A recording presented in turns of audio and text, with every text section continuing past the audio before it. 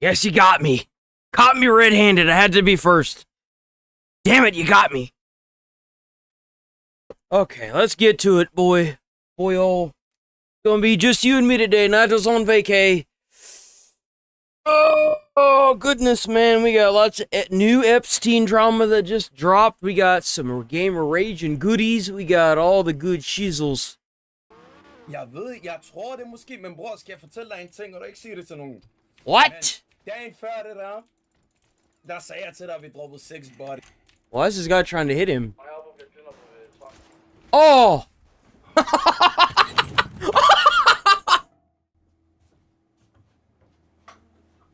8 minutes of gamer rage. Enjoy watching. And remember, your stuff. Why do people play this? I've never understand Forza.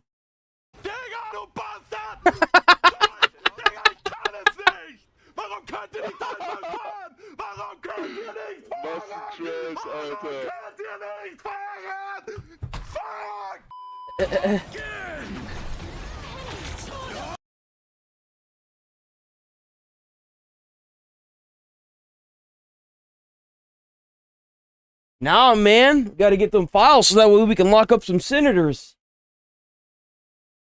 Gotta lock them up.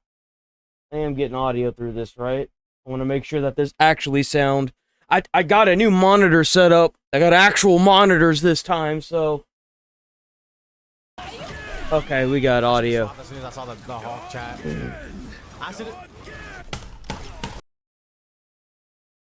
I can't not this guy. I've broken mini controllers in my day.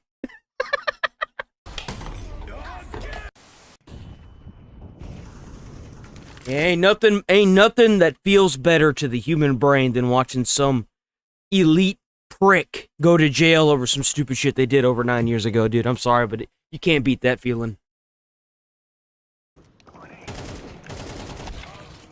Garage low. Lose it, man. I can understand Counter-Strike. Oh, he's just dead. Peeks in! Nails the AWPer! Making this round theirs! Only had Kevlar. Oh! Does Counter-Strike make you rage as well, and you just want to get... I have never played Counter-Strike because I don't like the loot system in it. I am more...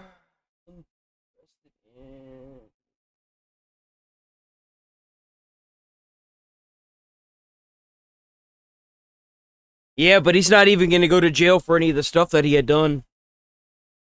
Like, this kind of like the whole, like, I'm interested in it too, but there's nothing new about it. And the thing with, like, the Trump thing is, like, or, not the Trump thing, the Epstein thing is that this could, like, this is at a scale that could totally ruin whole countries. It could ruin our government. Because, you know, like, once they release these files and you've got senators on it, they're going to be calling for the removal of these senators.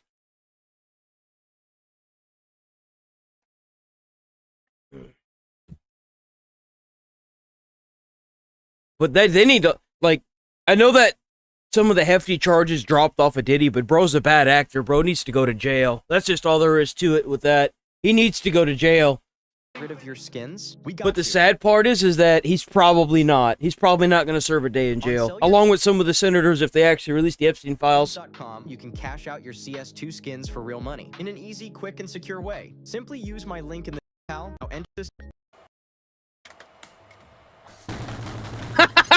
He was playing Geometry Dash. Oh my God. No! Das ist so todeslow! Ich bin tot. Ich bin tot, weil ich nicht Kraft habe. Digga. Oh mein Gott. Oh mein Gott. Oh, dude! Seid ihr glücklich jetzt oder was? Diese Challenge. Ich hab mein Headset kaputt gemacht deswegen jetzt. Seid ihr glücklich? Das hat 400 Euro gekostet, ihr F***en. Well, if it's 400 euros, maybe you should have done that.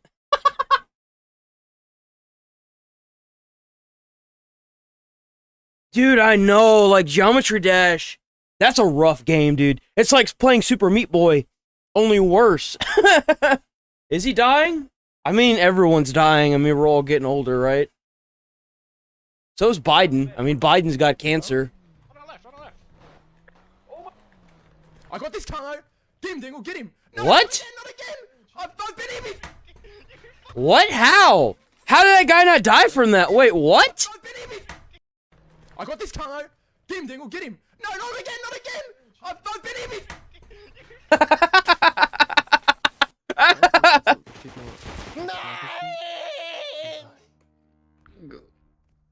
Aber er kann nichts, er muss weiter raiden, Ich hab dich doch auf Discord. Will mir schon was. Keine Ahnung. The hell is this game? Das geht nicht. Ich hab dich auf Discord benutzt. Oh, oh! Oh nein.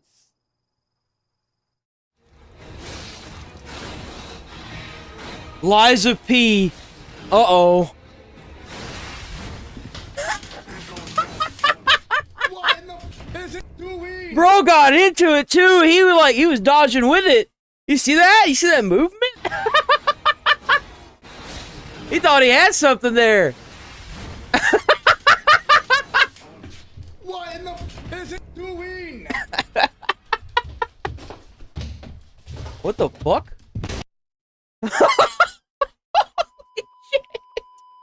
Alter. Oh mein Gott, ist das schon wieder krank. Oh man, we got Mario Kart, boys. Uh-oh. Uh-oh! I can't wait to see all the Super Mario World compilations, or the Mario Kart ones. Seconds left. Spike planted. Last player standing. Why does that gun have 3 scopes? I hate this game, bro! This He's about to airbang. I hate this game. I fucking hate this game. Bro. Are you fucking serious? Yo, I ain't gonna lie. I've raged at FIFA before. I've actually like broken stuff over FIFA. I broke the game. I can't stand FIFA.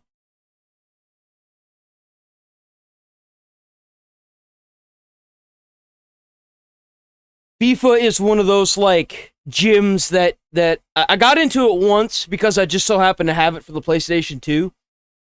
The AI is brutal in the hardest difficulty, dude. It is brutal.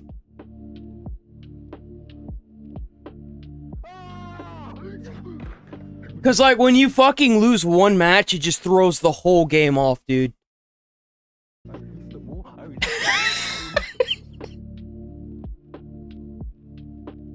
Oh! Oof!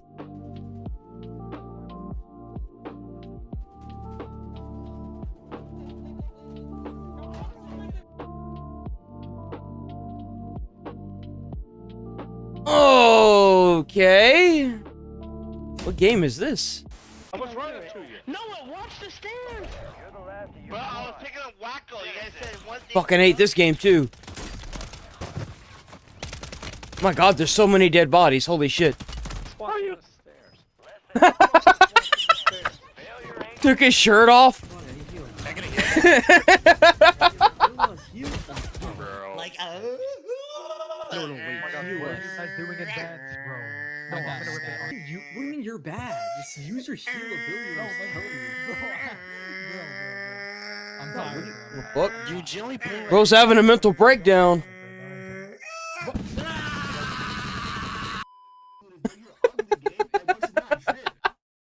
fat piece of meat. What are you doing in this game, bro?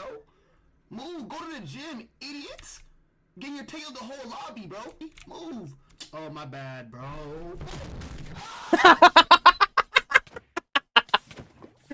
He got fucking suspended for that.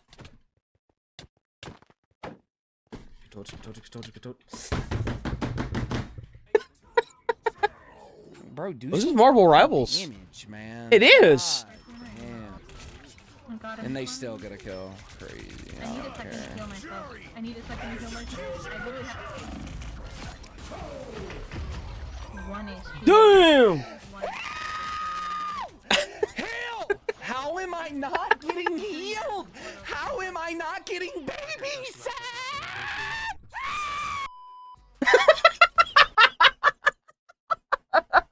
He even said it! He even fucking said it, dude! He's like, how am I not getting babysit? I know, right? That would be really fun.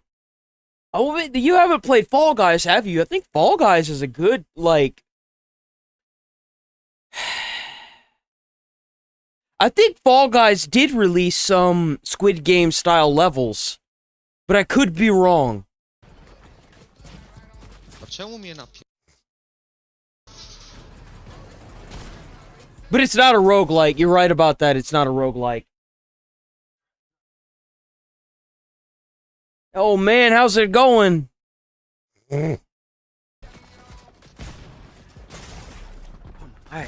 We haven't got no stims either. We're absolutely off f***ing everything. We're off everything! You know, whenever I see people with their desktop right here, I always wait for one of them to like punch it. Is it just me? What is that hitbox with the shotgun? That is stupid. What the hell's he doing? He's stuck in between! He's stuck in between the landing gear!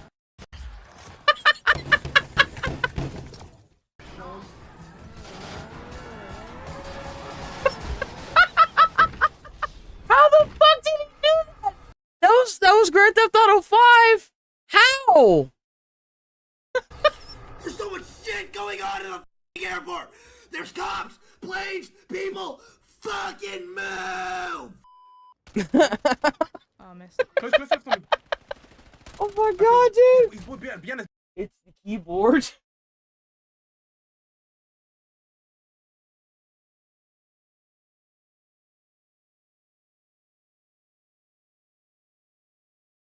Oh, you know what? You're right. That would be fun, wouldn't it? Yeah, especially if you got people screaming at each other as they die. Dude, that would be funny. Oh my god, that... Yo, low-key, I should make something like that. I might make millions. Why the fuck am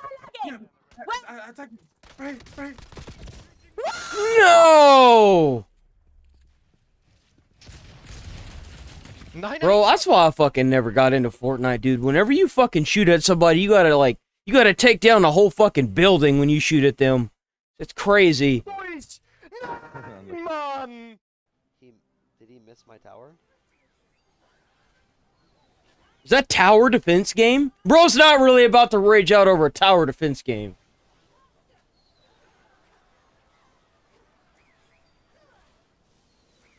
Look at the age of this game. You really about to rage on this? What?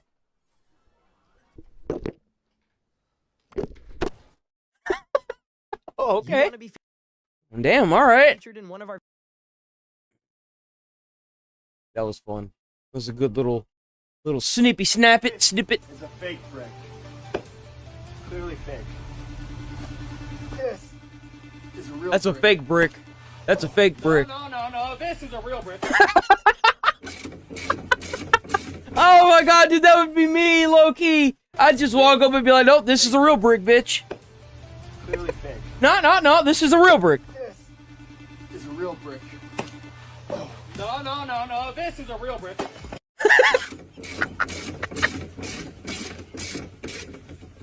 Bro, I don't know if there's one person who's ever lived that hasn't fucked with a coworker like this, dude.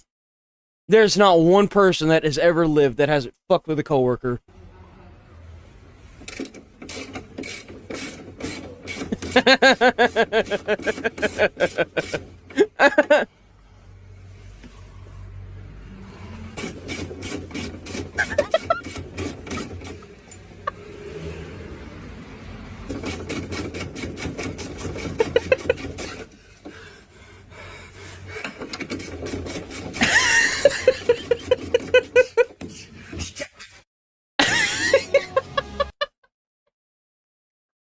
Oh Dude. Dude, Call of Duty's everything they touch turns to ass now. Call of Duty is not it anymore, dude. Call of Duty is sunken so far.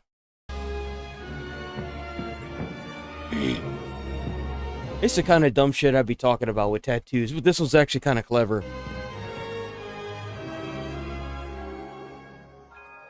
I got a fish.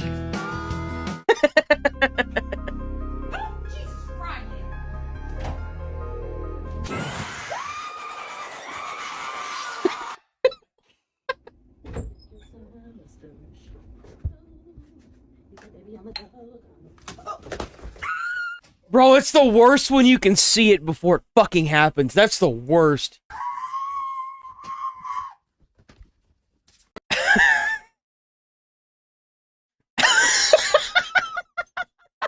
Oh my god, that's genuine fear. Oh my god. Can't get the son of a bitch off.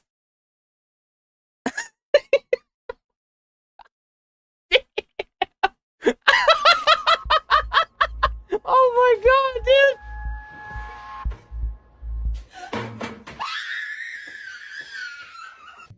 Secure. Don't move. Don't move.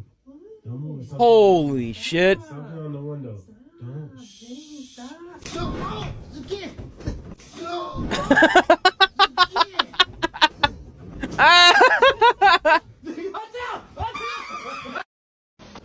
What you gonna do if I broke into your house? Oh, looks like he's finally waking up. Okay, so this thing is a DC power supply, and these are alligator clips. I'm gonna put one on each of your ears, and I want to see if the electricity will actually jump between your piercings. I think it's kind of a fun experiment, so let's see. Oh, you got a bleeder. Oh my god. Oh shit. Holy shit. Whoa. What the hell? Holy shit, that kind of stings. Bro, I dry shave and I don't do this. How? Whenever I did dry shave, I dry shaved for the majority of my life so far, so. Oh. God. Oh, okay, there we go, boy. Oh. It's looking a little tasty. We're just gonna keep it going, keep the train rolling. I'm a little scared. Holy shit, I'm freaking myself out. Oh my shit. Bro, there's no way. I'd be so scared to shave. Oh no. Oh. Bro, get a new razor. Getting a little lightheaded. Holy shit. I think it's tied to him. Someone probably tied it to him whenever he was sleeping.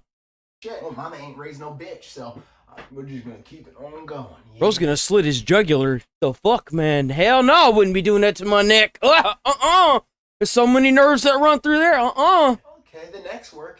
Oh. Bro, I'm actually like, I'm hurting from that. Fuck you, man. Whenever I worked as a fireman, and even before that, I was always clean shaven. So like, just the burning feeling of like, Come on, pussy. He's hyping himself up in the mirror. Huh? Oh my god, he's losing so much. God damn it! I think we did a pretty good job. A little aftershave won't hurt. Oh no! A bullet in the head.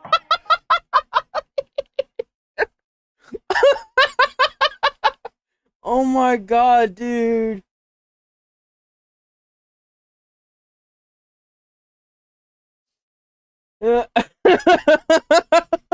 Yo, I wouldn't want to see what it's like whenever he tries to shave the undercarriage, man. Fuck that. Bro's gonna cut his wiener off. Do you wanna build a snowman? Burning with fire! Do you wanna build Kill it. a snowman? It doesn't have to be a snow. Okay.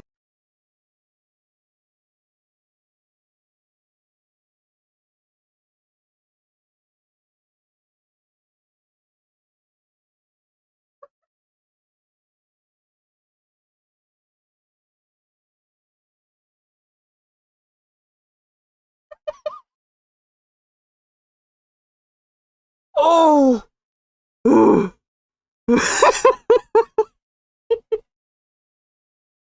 Oh, fuck. Oh. Oh, I'm going to hell. Oh, I'm going to hell. Oh. Oh, God. Oh.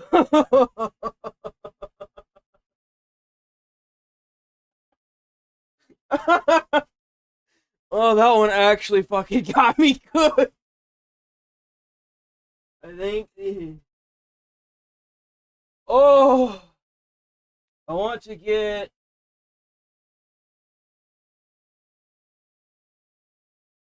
The goal is to get them all.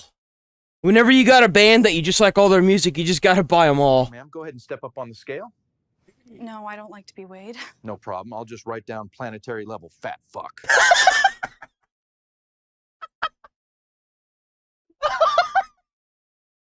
Oh, holy shit. So tell me why I got a comment on a video that I had reacted to where it was AI. And it said, you're the reason why a reaction video, someone reacting to AI, you're the reason why everything's wrong with the world. And I'm just like, I got in the comments, dude, I couldn't help myself. I couldn't. I was like, did you lose your job to AI? Question mark. Bro, the bill's already passed, man. AI is the future. You can either sit there and be negative about it, or you can embrace it and use it to your advantage. I don't think I've heard any of them. I ain't even gonna lie to y'all. I just lost everything. I walked into Mandalay with rent money, baby clothes money, child support money, walked out with pocket lint and anxiety. I found a weird snack. Oh, dude, don't. Ketchup on it. Oh, don't do that. Oh. That wasn't ketchup, boys. That thing tasted like rotten fish that's been brewing for 6 weeks. Okay, boys, I gotta be honest with y'all. My black monster got pretty hard from the taste of that thing. We bought everything from Taco Bell, and we're eating all of it! They're about to shit their souls out. It's coming right out, too. It ain't gonna be no... They're not gonna need lube. That soul is gonna come right out of their ass crack. We're gonna shit out our souls! Bro, I'm about to break the sound barrier with my ass.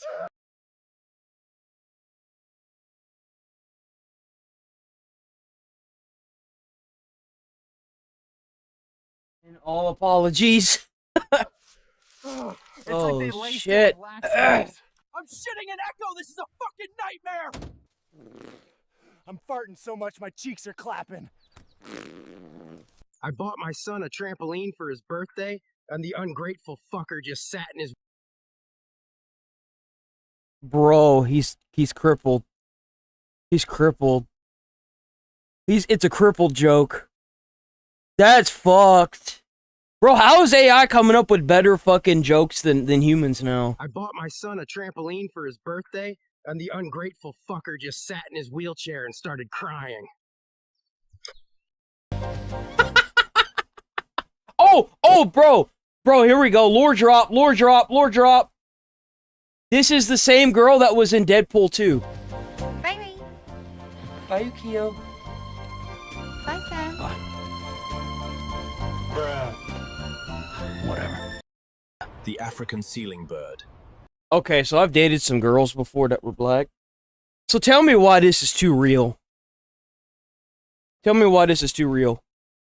The African ceiling bird. I don't know how they can sit there and ignore that, dude. I'm like trying to find the chirping and they just... It calls and is ignored.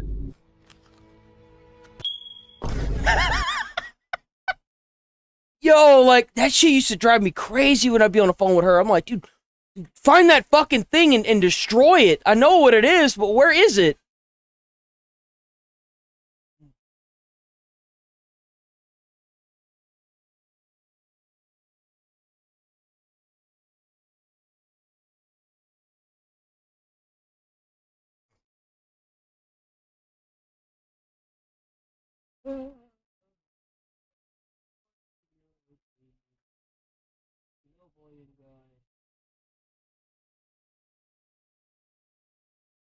That's right. Thank you for reminding me. Okay, hold on. So hold on. Let me raise this. How does this sound? The African ceiling bird. That's a little loud. It calls and is Pull it down just a ignored. bit. Right. There. It's a good thing you said that, dude. I've been meaning to do that for days. Dude, this week has been brutal, man. Like, I don't know what's going on with me, man. I just keep waking up and I'm more and more tired every fucking day. I don't know what the fuck's going on. I feel like shit, too. Like, it was a struggle to start the stream this morning. I love doing this, but, like, I don't know what the fuck's going on with me, man. Hey, don't slam my door when you get in my car, boy. What are you doing? Waiting for you to drive to the next job. Not without your fucking seatbelt, you're not. I don't know how many times I've had to tell you. I don't know what. Yo, how many of y'all think that would do this to y'all's dad? Because that's what it's going on here. It's like their dad. Tell you about slamming my fucking door. Need more coke? Where are you going? Not without your fucking tape measure, you know. I never had this luxury, so like I wouldn't know. Oh! Bro got taken out. I said no phones! This garbage is gonna be taken out. Oh my god, dude, that thing just straight up went. Damn. Boom! Hey, you better turn the fucking light off. Oh! What are you doing? TV off. It's time for bed. You got work in the morning. He's gonna kill you. He's gonna kill you. Matter of fact, stay right here, boy, because you take it Need more Coca-Cola. too long. My nigga, call me boy one more time. No, it's one more time. Oh, you could see the fear light in his eye die. Look at that. You saw that fear in his eyes? I dare you call me boy one more time. Which plan? Boy. Are you serious right now? It is 12:30 at night. Get your ass in bed. Right now. Not without a fucking jacket, you want? You got work tomorrow, you know?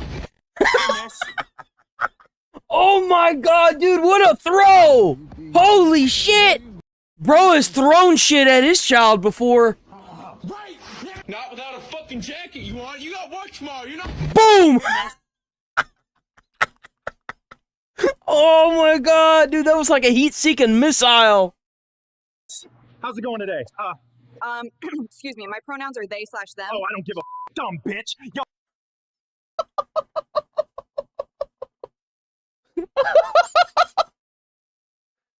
Oh. Really? Are you sure? I mean, I could put it all the way up. I feel like this shit just gonna be loud as fuck, though.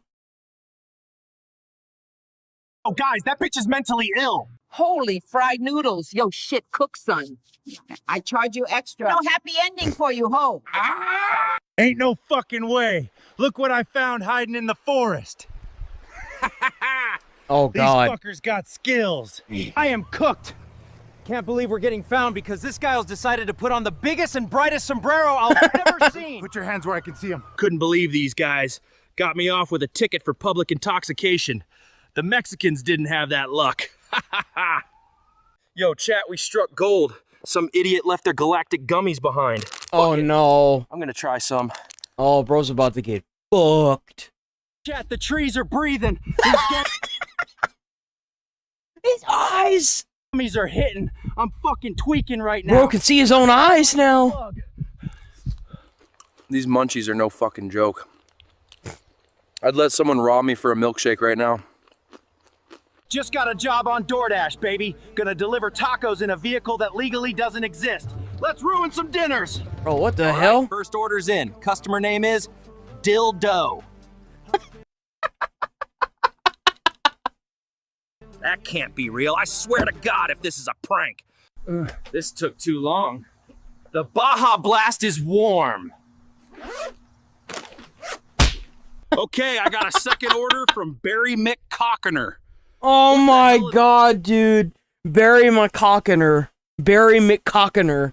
What a fucking name. What's up with these weird ass names? Oh, I would not. God damn, you big as fuck. My boy Downsy gave me this special lotion to goon with. It's called Tabasco, whatever that means. Apparently it'll fire me up in no time. That fat crip set me up. It feels like Satan's crawling in my foreskin. My wood is screaming in Latin. I'ma castrate that fucker. So how much am I getting paid for this? Sir, you're here for a physical, and this is not a sperm bank. Well, I caught one. Oh my god.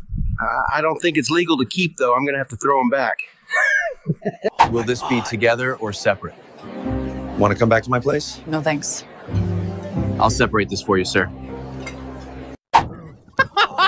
Holy shit, it's a box of Asians. The address is scratched out, but just says Jeffrey. I'll take care of him till he gets here. I got him working the rice fields. Oh and my all god, we need is some dude. stray cats, and we can open a restaurant. Just kidding, they're not working the fields. We're gonna open up a nail salon. A long time no see. Benny, Johnny, Benny's here. Oh! What the? Oh shit, Benny, what's up, dude? Oh! Oh!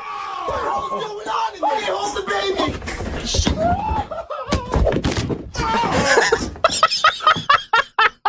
Dude, that table is that chair's killed like 4 fucking people.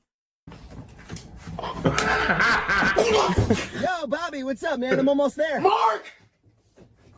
Everyone just f***ing died! That's supposed to be a joke. They're dead, man! They're dead! God damn, dude, you wouldn't believe me. Traffic has been so bad. I'm literally stuck in the middle of the train. Oh, I'm not really a fan of the woods. Oh, he weaved.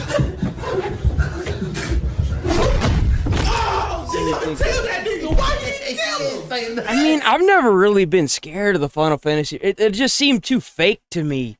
Like the chords moving and then weird stuff happening. I was just like, dude.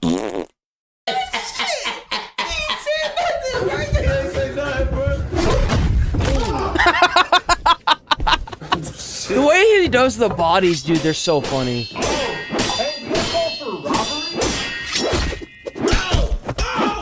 Oh! I think it turned into John Wick. Yo, how the f is that even possible? Right? Yo, low key, like. Oh, it's B. B for bigger. Oh, but that was a good one. Good try, Billy. Good try. Dang it. Anyone else? Come on, anyone else? No one?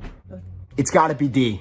D for digger. Closer. You're getting closer. Stupid. Anyone else? Does anyone else have what it takes to guess the last letter of Hangman?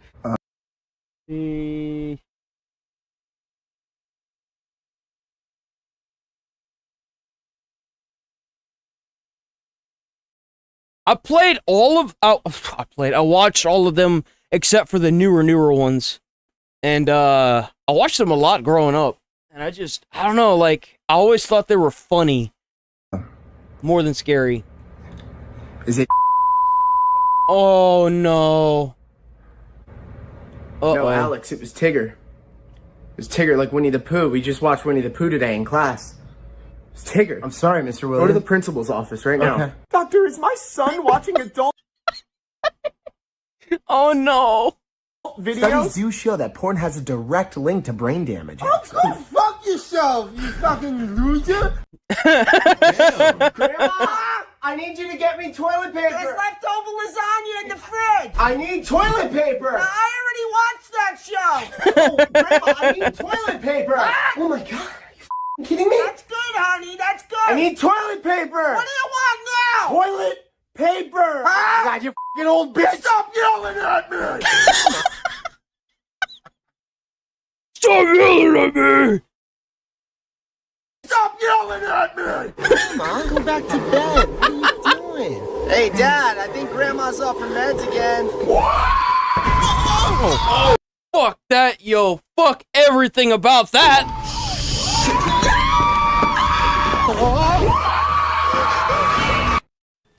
Yo! Aren't women, then is this big croissant not a croissant?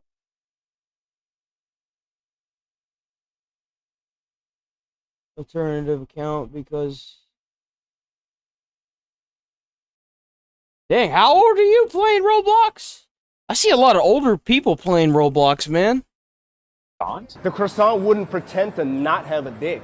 Anyways, look at this sign right here. A better sign for greater business. This sign come with a come to LC sign. LC sign. That's a good one. Asmon is president. Hold on. How far are we? Okay, we got room for 2 more. This is from Portlandia. I remember this very well. This is outrageous. Where are the armed men who come in to take the protesters away? Where are they? So this kind of behavior is never tolerated in Boracua. You shout like that, they put you in jail. Yeah. Right away. Yep. Immediately. No trial, no nothing. Done. Journalists, we have a special Based. jail for journalists. You're This is stealing, Parks and Recreation. right to jail. Really? You're playing music too loud, right to jail, right away. You're driving too fast, jail. Yep. Slow, True. jail. You're charging too high prices for sweaters, jail. Glasses. You right to jail. Immediately. You undercook Jesus. fish, believe it or not, jail. You Totally understandable. Holy jeez. Completely understandable. overcook chicken, also jail. Undercook, overcook. You Yeah. make an appointment with the dentist and you don't show up, believe it or not, jail right That's away. right. That's We're the crazy. best patients in the world because of jail. So that's pretty much my political platform. This man has been telling the truth about the industry for Oh, dude, I don't. Believe it or not, I grew up watching a movie called The Lost Boys, and it's a vampire film.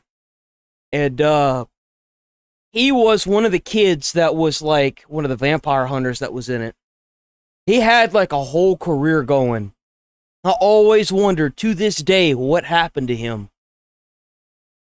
This man has been telling the truth about the industry for years, and it's more obvious now than ever. You believe that children are being abused by pedophiles in Hollywood. Absolutely. So why are you sitting down talking to me? Why aren't you sitting down with the police right now? I've told the police. I sat there and I gave them the names. But they were scanning Michael Jackson. All they cared about was trying to find something on Michael Jackson. Who you said, by the way, did not abuse. Who Michael was innocent. You've said you've had death threats. Another reason, I think, to go to police. That's a crime, to threaten someone's life. I've gone to the police with that as well. What would be wrong with going to the police now again? There's Santa a Barbara? statute of limitations, Matt, in the state of... He spoke out against the stuff that was happening in Hollywood, and they shut him out completely. Even the police shut him out. Everyone shut him out. He lost his career because of that. He was such a good actor, too. As a child actor, he was astonishing. And they shut him out. Same thing with the guy that played in The Mummy. They shut him out for coming forward. California, which protects people. It's not that way in New York. It's that way only where the movie industry is, conveniently enough, in California. If I were to go to the police, I would be the one who's getting sued. Yep. Just like that. They shut him out, dude, for speaking out about what happened to them. This man made a huge mistake slapping the biker, and he was about to learn a life lesson because when the biker ran a red light, a white pickup noticed and followed him until they stopped at a gas station. Just because he ran a red light doesn't give you the right to walk up and assault somebody, dude. That's not how the world works. Angrily, the driver threatened the biker, while he apologized and explained he hadn't seen the red light because of the sun.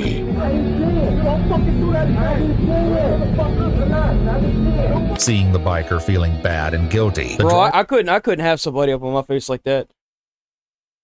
I couldn't do it. thought it would be a good idea to slap him and leave. But what happened next, he will never forget. And you can't just walk up and start hitting people like that. It don't matter what they did. Unless they're like actively hurting somebody else, you can't be doing this. Bro got if something happens, bro God was coming to him. You know what? Yeah. Oh, bro, he laid his bike down. He laid his bike down. The other guy, he laid his bike down. You see the wheel go? You see the wheel turn? He laid his bike down to get off and come and beat this guy's ass. Also, if we want to be...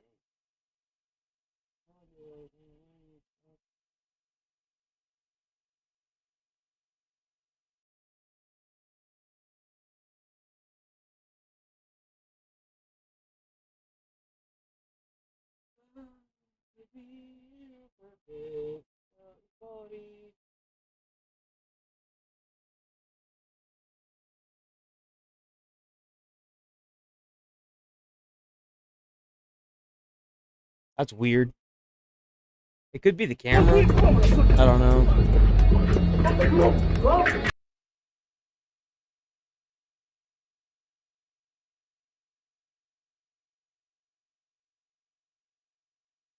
So whenever I talk,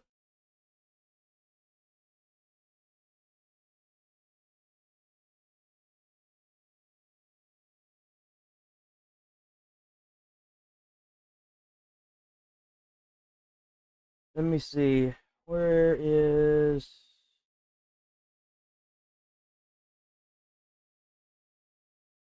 Do I have filters on this?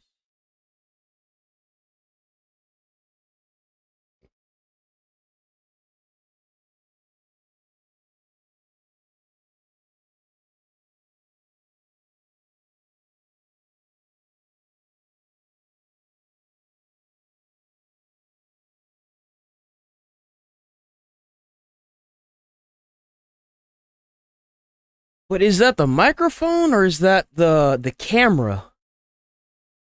You know?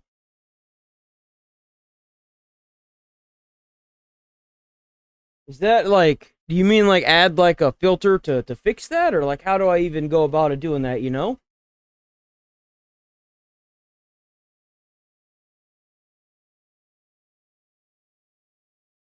Add or subtract what? I don't know what you're saying. Like add or subtract what?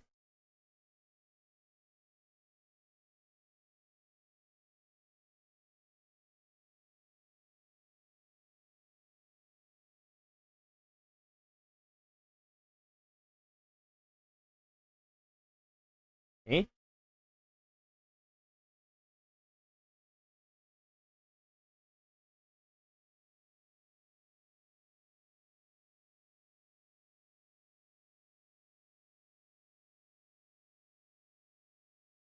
That's weird.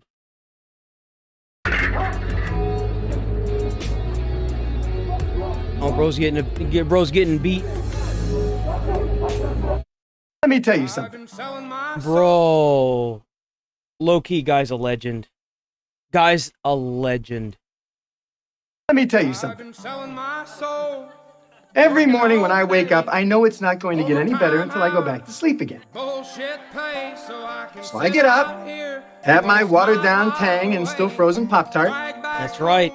Get in my car with no upholstery, no gas, and 6 more payments to fight traffic just for the privilege of putting cheap shoes on the cloven hooves of people like you.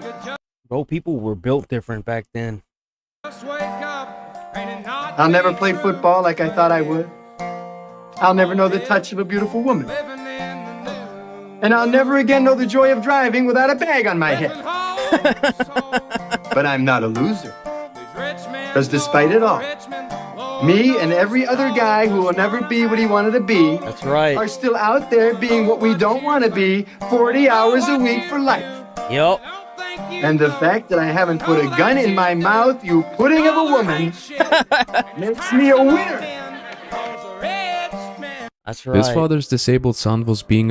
Okay. Are we done here? We are. We're gonna move on now. Alright, so... alright. When was this uploaded? Put up a video saying you were wrong with every situation and the internet move on. I am not doing that. Yeah, no. Eat shit. Oh, we watched this one yesterday. Remove. We got some new... Oh, wait, this one. Boom, morphed again. I'm spending 24 hours inside the real Conjuring house so you don't have to. Sun goes down in about an hour. Once it's dark, I'm going in. No crew, no backup. This house... Dude, what the fuck? has bad energy and worse Wi-Fi. Boom, morphed. Again, yeah, I forgot to mention, us Bigfoot, we morph. It's how we stay camouflaged so no one can find us. Boom, morphed. Again, this place smells like hot dog water and anal.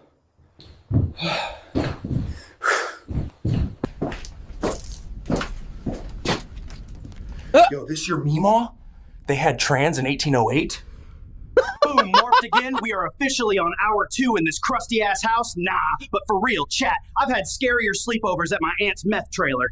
Oh my god. See this where white people die in movies. One like and I'll do it. Yo, low-key's right, because, like, it's always the stairs, man. Boom, morphed again, bro. This was fully charged. I swear on my mama.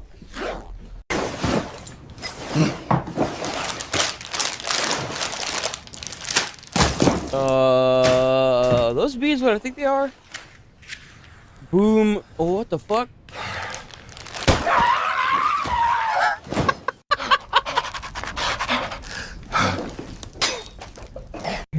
Okay, cool. Cool. Yo, his eye! Second fucking coke house. I'm not crazy, you're crazy. Boom, morphed again. This is hour fucking 4. It's barely even fucking started. What the fuck do I even call this thing? Fuck it, your name's Greg. Fuck you, Greg. Hour 5, chat. I'm not okay. He's called the ghost Greg. Sorry to it for breathing too loud. Greg's been watching me from the ceiling. Oh, what now, Greg? If you want that good, sit in this ice bath for 60 seconds, Greg. I'm gonna set up a tripwire right here. When I get in the bath, he'll come in. Holy God. Okay? This is part of the plan. Cryotherapy. Warriors do this shit. I'm a fucking warrior. Okay. Hey, I hate this. I hate this. I want my mom. Fuck everyone watching. This is so fucking dumb. Greg's not even real. I made up a coke demon and now I'm in a haunted fucking bird bath freezing my balls off. Oh, what the heck?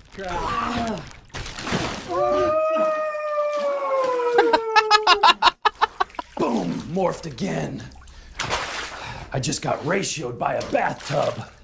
Nah, I'm high, I'm hypothermic, and I think my left nut just suctioned itself inside me like a tactical retreat. I could fart and shatter glass right now. Hour fucking 10. All I know is Greg is like a walking cadaver covered in KY jelly and broken dreams, bro.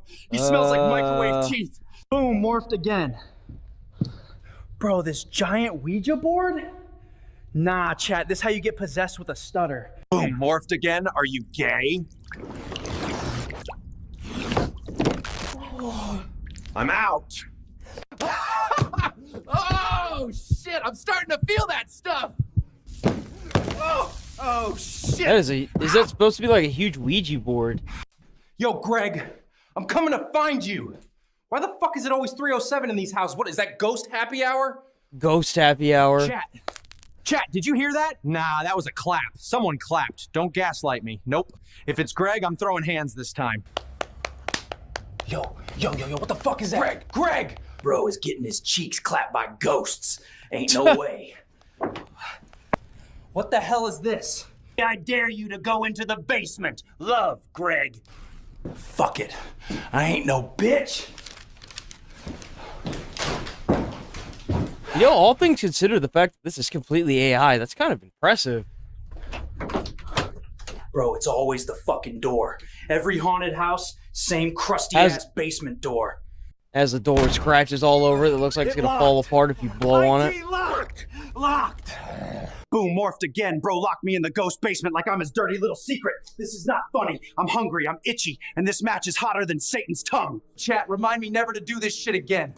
I'm hungry as fuck. Oh! Fuck that. You ain't food, bro. You're not fucking food.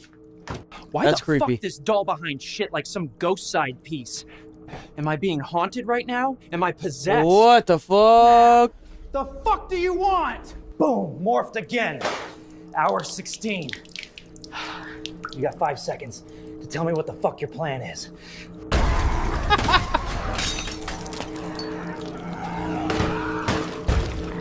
She's pulling everything.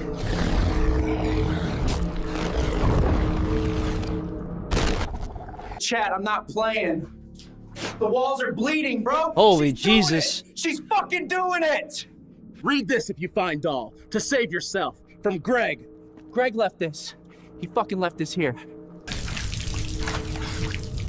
By this sacred rite, I cast you out, unclean spirit, by the blood of the Lamb.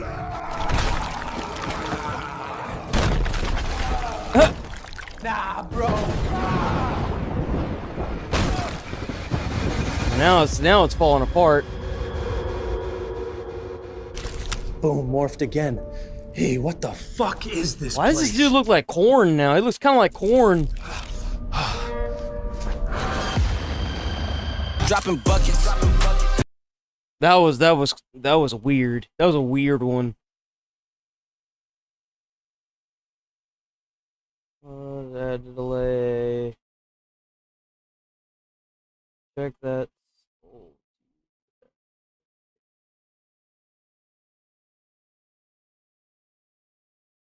I don't know what the heck you mean. I edit that stuff in Vegas before I upload it, so like if there's a delay, then maybe it's in Vegas. Vegas Pro. Okay. Now we gotta... Here we go. Let's watch this one. We start tonight with the scandal consuming the Trump White House. This was uploaded 14 hours ago. Nope. Well, the next game we'll play will probably be Wu Chung Fallen Feathers. As MAGA leaders, top that Democrats comes out on the 30th. Nonpartisan journalists. We start tonight with the scandal consuming the Trump White House as MAGA leaders, top Democrats, and I never thought I'd see MAGA people burning Trump hats. That's crazy to me. Demand answers about the Epstein files. This is new and dangerous territory for Donald Trump. As for the first time, he appears unable to control his own base. This morning, D.C. woke up to headlines like these. MAGA revolt. Trump discovers MAGA has no off switch. Trump and MAGA are no longer the same thing. Images of MAGA supporters literally burning their red MAGA hats are going there it viral is, boys. online.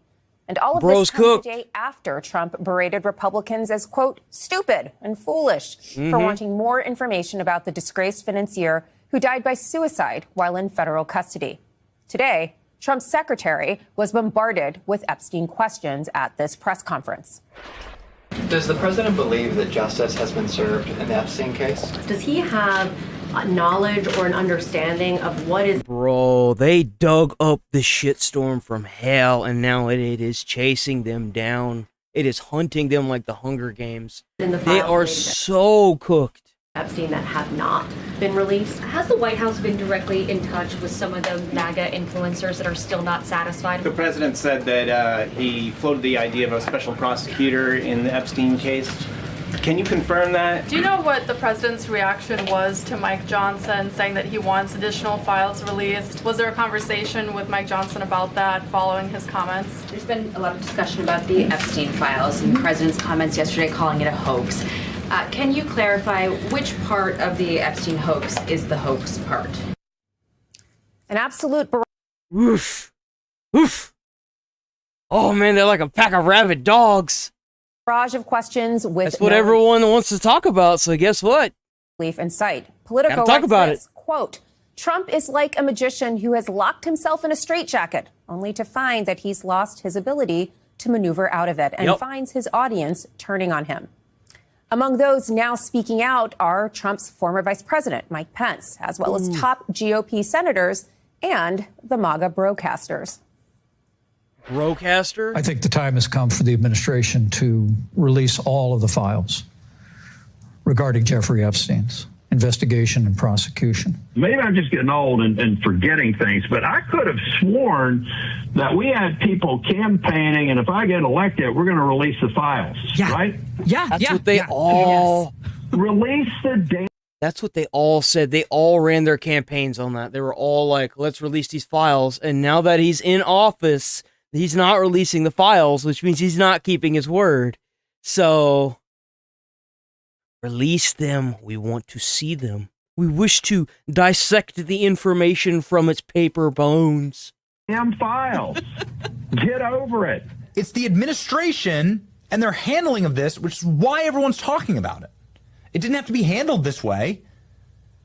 It's been abysmal. I am trying to get you to take the political gun out of your mouth. You already blown both your feet off.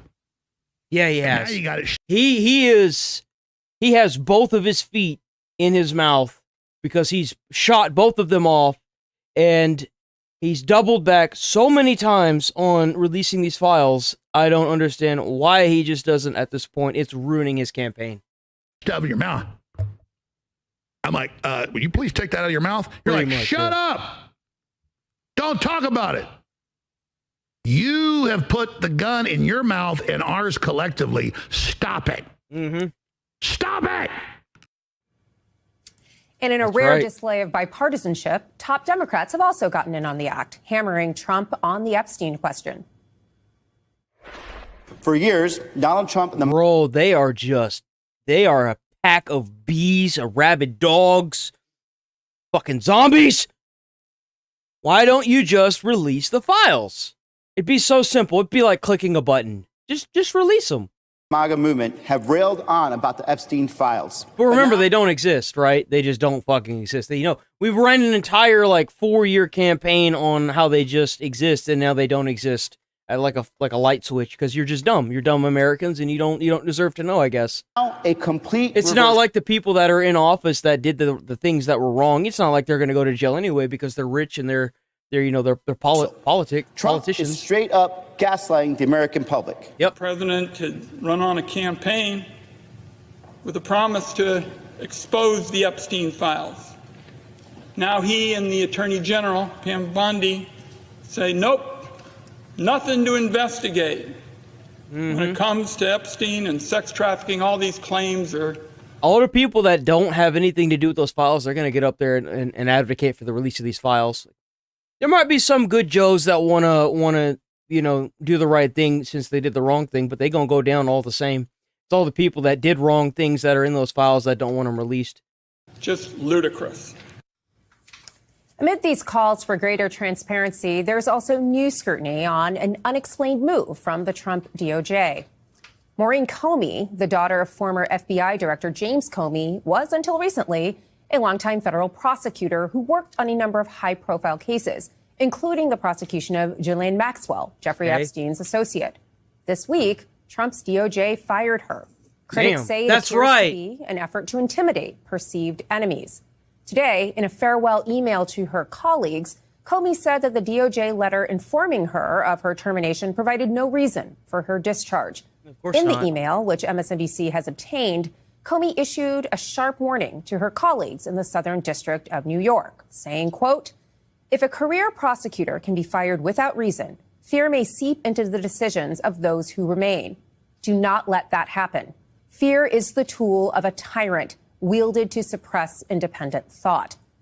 Instead of fear, let this moment fuel the fire that already burns at the heart of this place, a fire of righteous indignation at abuses of power, of commitment to seek justice for victims, of dedication to truth above all else." Oh, what a statement. And that is where we start tonight. Donald Trump under fire from the MAGA base amid broader warnings about a presidential power grab. Joining me now is Barrett Berger, a former federal... That's what happens when you run your entire inauguration off of releasing these files and then you don't follow through with it. Big surprise. They're out for blood. Even the people that don't like Trump are going to be advocating for the release of these files simply because they want to make this as big a shit show as they can because they don't like him. Prosecutor from the Southern District of New York, and Aisha Mills, political strategist and former resident fellow at Harvard's Kennedy School of Politics. What's crazy is like these people are going to grab at whatever they can to take down whatever Trump has built up, regardless of if it was good or not. They're just going to grab whatever's going to make the worst publicity towards Trump, and they're going to run with it every time. And that's like that with any president that would advocate for something like this and then not follow through with it. Aisha, you saw Donald Trump's press secretary faced with a barrage of questions over the Epstein files. Why can't Donald Trump figure out how to defuse this bomb? Because Donald Trump doesn't want to. I mean, here's the thing. I just want to acknowledge for everybody who's watching this. He wants it to been on like a week and a half. That's what he wants. He wants it to disappear. Distraction from what's really going on in America right now. Donald Trump is gutting the government. They literally just rescinded $9 billion in foreign aid. They're trying to shut down public broadcasting. Yeah, they did that over the night. Taking Medicare from people, Medicaid from people. And here's where we are, is we're talking about this. We know that Donald Trump doesn't actually care about the victims, about those poor girls who are human trafficked. I think right now we need to be focusing on actually the victims of this and trying to get justice for them. And that's not something that Donald Trump is ever going. We got to release these files and get these people that did this nasty shit. If they're senators, we got to get them in jail. We got to get them out of their positions. To talk about. I don't disagree, but he is losing his base over this. Like, there are folks. He should. That's what happens when you make a promise and then you don't deliver. The MAGA faithful who it's the principle. It's not the reason. Angry and they are baying for blood. Barrett, do you think the DOJ actually has more information? In this case, it's both. It's the principle and the reason. Than they're letting on here, and that there's something to these calls for transparency? Well, I'm sure the DOJ has, thousands and thousands of pages of information that they produced in discovery. But the problem is not all information is sufficient to be released to the public. Here you're going to have hours and hours of child pornography that was captured on these recordings. You're going to have information that but remember, though, even though there's thousands and thousands of hours, there's no way to identify anybody, There's no way to identify anyone who was in the videos, because that's what they said. Identifies victim, that gives personal stuff about them. You're going to have information that was gained through judicial process, like a grand jury. What do the victims have to say about this? Like, I want to know, honestly, what the victims say about this. Because, obviously, if I were a victim of this, I would want this to come to light. But some of them just want to move on with their lives and act like it never happened. And I get those people. But the people that actually have their lives turned upside down because of this, they need to see justice for the people that did this. Simply cannot be disclosed according to law. So I think the big problem we have here is one of an explanation, explaining exactly why certain things can't be released, what the basis is. Yeah, it's like they expect people to just accept the fact that they can't release it. That's not really a good thing to go off of. That's like whenever you're doing something as a child and then you're told by your parent, don't do that. And the first thing that you ask as a child is why? And then they turn around and say, because I said. That's not an answer. That's not acceptable as an answer.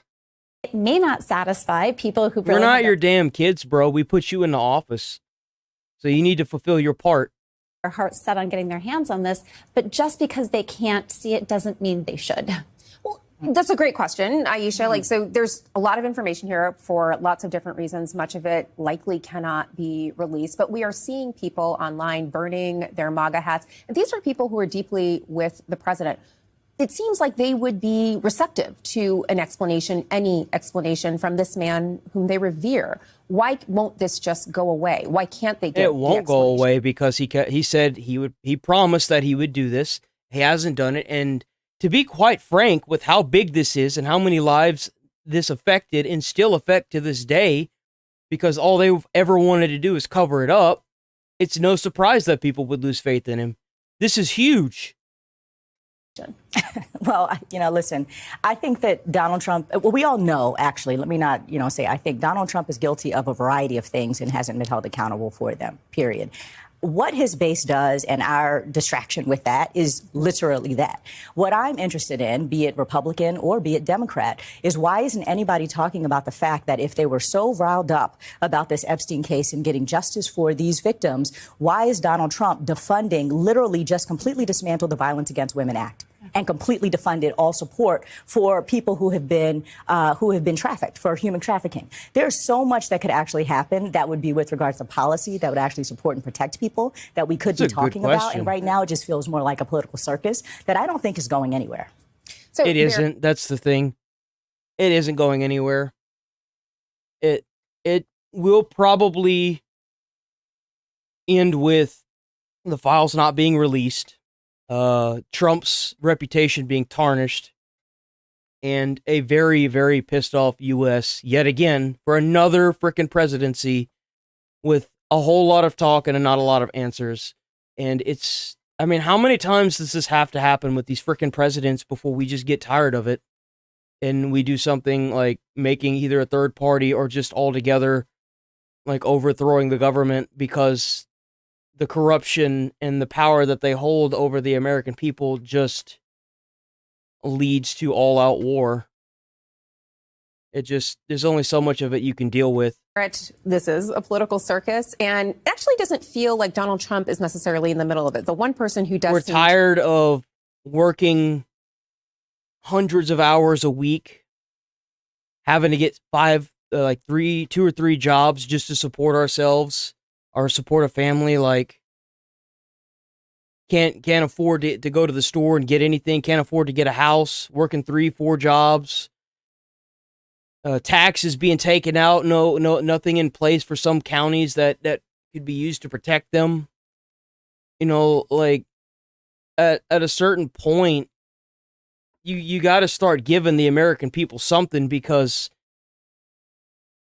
it just, the way it is, it's not good for us. Like, the whole reason why you're in power is because of the American people, and a lot of senators and people seem to keep forgetting of that. They just ignore it. You are where you're at because of the American people. Why don't you give back? To be getting You're too busy trying to like cut taxes from the rich and then taxing the shit out of the poor, so they never see the light at the end of the tunnel, no matter how many hours they work. It's disgusting. Of all of this is Attorney General Pamela Jo Bondi. How much trouble is she in from? There's not even like healthcare systems in place. There's no like a universal basic income would be nice. I think all these rich people complain, well, you don't want to pay off all that. That's dumb. Well, yeah, because it's your tax money. You pay more in a higher tax bracket. So, like, of course you wouldn't want to pay more taxes. It's like, God forbid you use your money for anything other than letting it sit in your fucking bank account. Some people have so much wealth they'll never spend it ever in like their entire bloodline's history ever. No matter how much of it they spend, and like, we really wouldn't want to take that money and do anything good with it. Though if you were at any other country in the world, because of the protections that are here, you would have been killed and all your stuff would be taken. That's why you're here and not in other countries. Like, let's be honest here. But yet you abuse this country's systems to the point where not even the normal Joe can do the American dream anymore. It's base that's calling for her ouster. I mean, seemingly a lot. I mean, it seems like she still has the support of the president, but as we know, you have the support of the president until you don't. Yep. And, right, I mean, too anxious, but like the fact that anyone who actually cares about protecting victims and standing up for them and doing something about sex trafficking, the person who cared the most about doing that was the person they just fired. Maureen Comey, more than anyone else, was somebody who not only, talked the talk of wanting to protect victims, but spent the last decade doing the hard work to do that. Not just in the Epstein case, but as we just saw over the last 2 months in the Combs case. This is somebody who's dedicated. This is the P. Diddy trial. Correct. Yeah. So this is somebody who has just dedicated her career to standing up for victims, to doing the work that people are talking about. And the fact that they've fired her while also saying we care about this is just wildly inconsistent. And keep in mind that this president has spent most of his life trying to avoid accountability for the things that he's done against women. So, whatever. We're gonna leave that at that. I don't know about all that shit. I'm gonna go use the bathroom and then we got some more videos. I don't know about all that shit. Calm down a little bit, huh?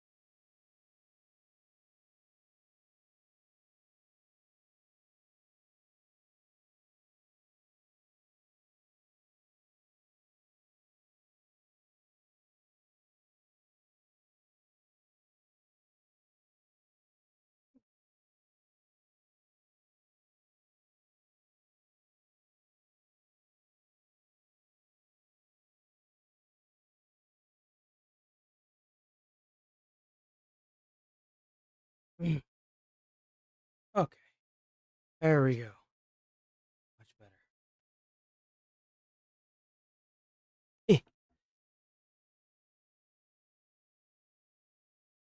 Wrong mouse.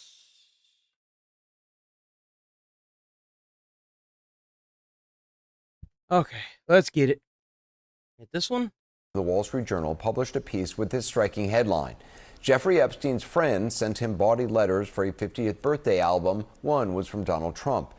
Now, their friendship, you'll recall, went back decades. The article details a moment. Yeah, but he acts like he's never even talked to Epstein like that. From 2003, and some of the letters that Epstein's one-time girlfriend and accomplice, Ghislaine Maxwell, gathered for a birthday tribute album. According to the Wall Street Journal, pages from the album are among documents examined by Justice Department officials who investigated Epstein and Maxwell. The paper, citing people who have reviewed the pages. Here's the passage about then-citizen Trump's letter. Quote, this is from the Wall Street Journal. The letter bearing Trump's name, which was reviewed by the Journal, is bawdy, like others in the album. It contains several lines of typewritten text framed by the outline of a naked woman, which appears to be hand-drawn with a heavy marker. A pair of small arcs denotes the woman's breasts, and the future president's signature is a squiggly Donald below her waist, mimicking pubic hair. The letter concludes, happy birthday, and may every day be another wonderful secret. Bro, what the hell is this? Oh, that is condemning. Now, the president's denial. Quoting again from the Wall Street Journal, in an interview with the Journal on Tuesday evening, Trump denied writing the letter or I bet. the picture. This is not me. This is a fake thing. It's a fake Wall Street Journal story, he said. I never wrote a picture in my life. I don't draw pictures of women, he said. It's not my language. It's not my words. The president also threatened legal action, saying, quote, I'm going to sue the Wall Street Journal just like I sued everyone else. Joining me now with analysis, CNN contributor, tech journalist Kara Swisher, host of The Pivot, and on with... That is crazy. Swisher Where did they dig this up from? She's also the author of Burn Book, a tech love story. First of all, Kara, your reaction to this Wall Street Journal story? Well, I think it's just the beginning, actually. It's the first story. I think there's probably more to come. I think as he doesn't release this stuff, people will start giving it to reporters, things will start getting out, and none of it looks good for Trump. Like I said, they're going to start leaking these things. It's going to... I still think that he's not going to release these files, and let me tell you why. It's because they don't have the full picture, so all they can do is give out kind of like teases.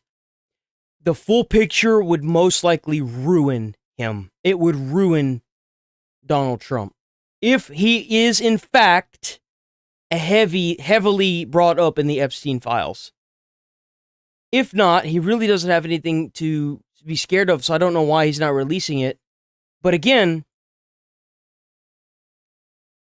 they don't have the actual files to leak. All they have is like teases to what could be in the files.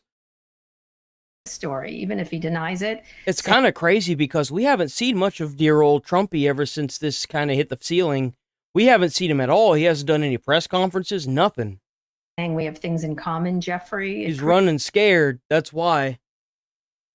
Creates a feeling, and especially online, that it gets amplified and really weaponized in a lot of ways. So it's not going to end here until he releases these files in some substantive way, which he seems resistant to do, and could be possibly for these reasons. It looks bad for him.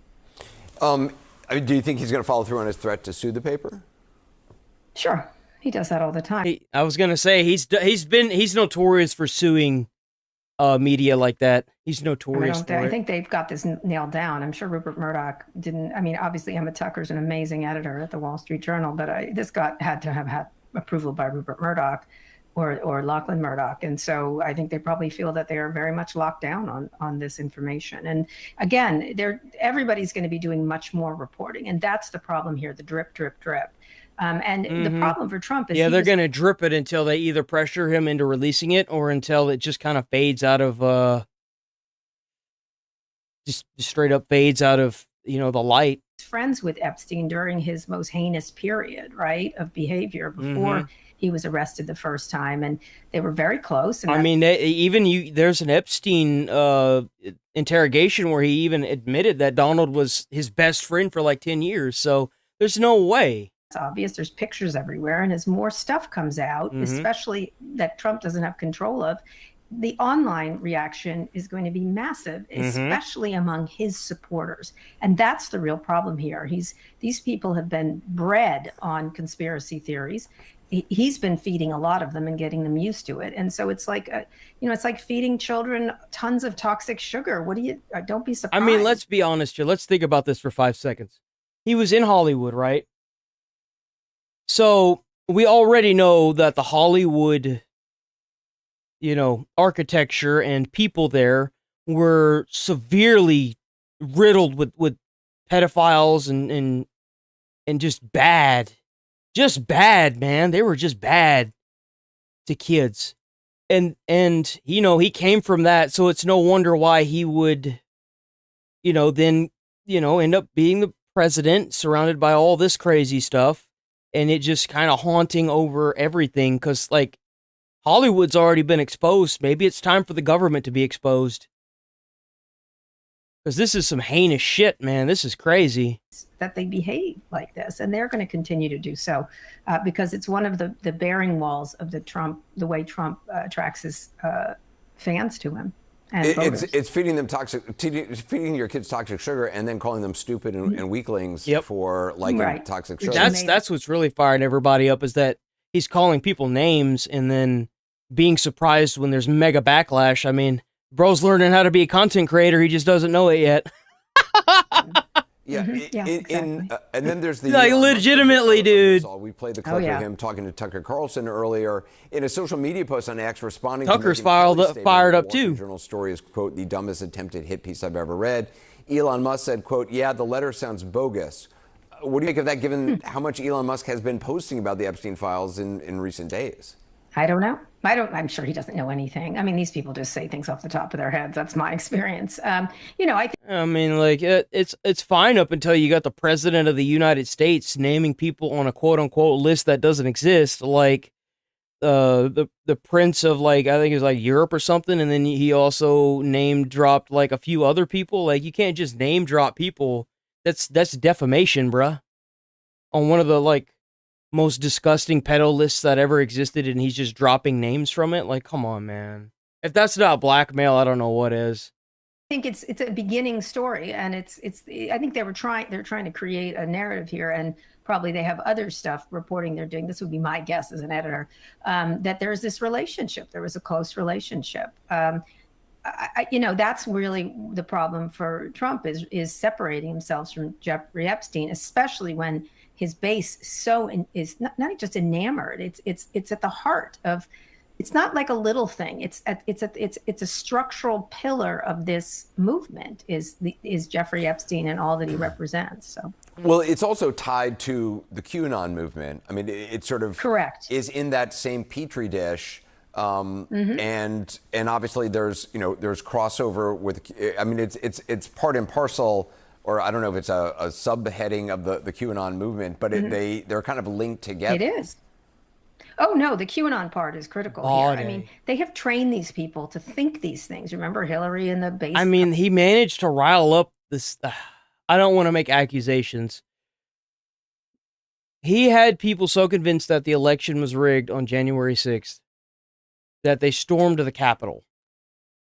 It's kind of, in a way, funny that now everyone's so riled up about this that they're actually losing faith in the president, because he's actively going out of his way to undermine and call people names simply because they want the truth. And as far as I'm concerned, as an American citizen that's protected under the amendments, for most people, the freedom of knowledge is the only freedom you have nowadays. Because, like, it's so much oppression from these online medias, so many people getting paid off not to talk, so many things that we just don't see behind closed doors, that they're so willing to shut the door on any type of transparency, that there's only so much of that the American people can deal with, being in their fucking poor domains and not being able to break out of there unless they win the fucking lottery or invest in some weird ass crypto scheme that it's so hard to get out of the position we're in because of all the decisions that are made with higher up people on taxes, on food, on anything, that it just feels like all they do is for, like, I'm talking about senators, all the senators and the higher elite political people, the 1%, that get into these political stances, they just get up the ladder and they pull it right up and they just flip you the middle finger while they're up there because they know there's no way you'll ever be able to get to that status. And then anyone they don't like that is up there with them, they throw down the door. They just throw out the door. And it's... Vomit pizza basement and everything I else. mean, we saw it a lot with Hollywood. Before Hollywood got exposed, it was the same thing. So, of course, we wouldn't be able to get anything done with this country because everything is so fucking corrupt. Because the people that should be in jail or kicked out are still there making bad decisions on top of bad decisions. Because, I mean, if you're involved in this scandal, I don't trust you to make good decisions because you're a fucking idiot. Like, you're a pedo, you're a rapist. Like, you don't need to be where you're at with all that money. They need to put these people in jail and seize all their assets so that way they can start from the ground up again. Maybe whenever they get out, if that's even possible for them. But they don't deserve anything less than, you know, a ruined life because it's disgusting.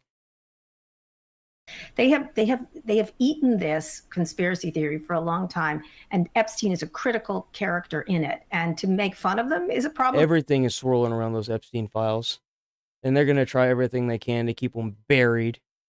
Thing, and to tell them that they don't know what they're talking about after feeding them this stuff. It is very much linked together. And, you know, you live by QAnon, you die by QAnon in a lot of ways. I mean, I think online, this movement, you just go online and watch the reaction. It is not Democrats, although I think Democrats are taking advantage of a really dicey situation. Of course they are. Why wouldn't they be?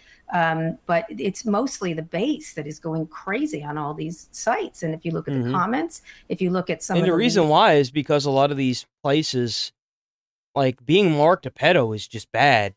Like, we've all been raised that way. And it's bad. It's just bad. Like, you're a disgusting piece of human trash. You should be like, I can't really say what I think should happen to people that go around and abuse kids like that. I can't.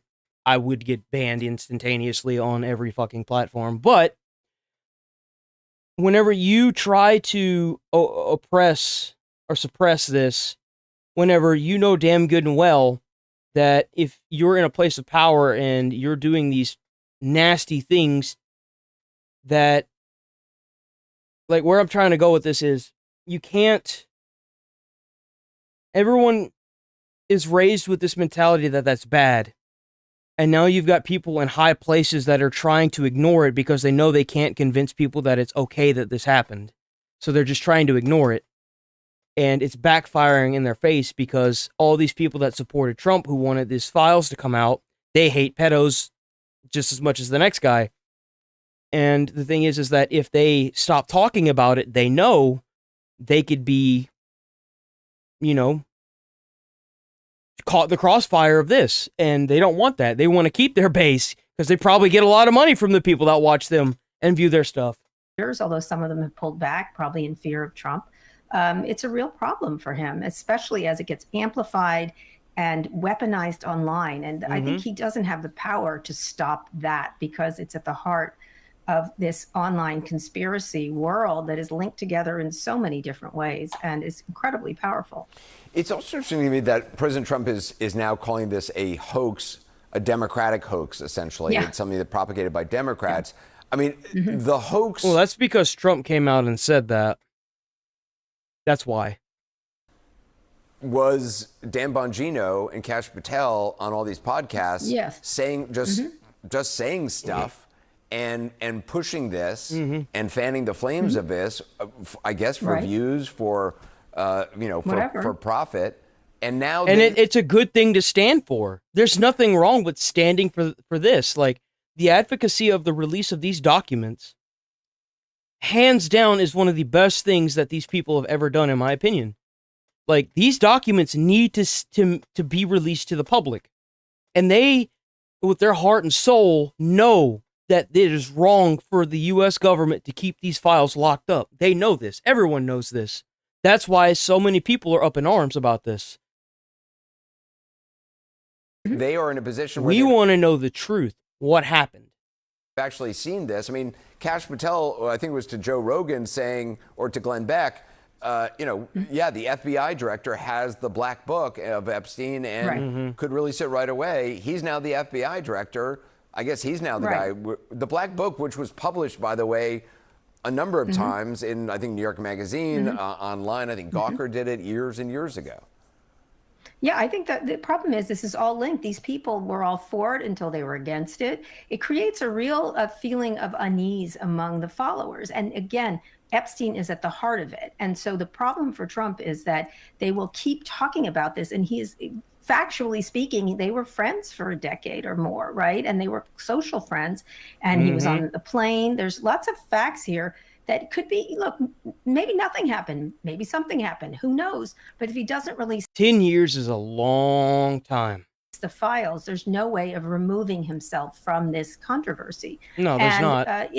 Look, some people could have just gone to that island. And I think that he's cooked if those files get released. That's why he's trying to bury them. I really do.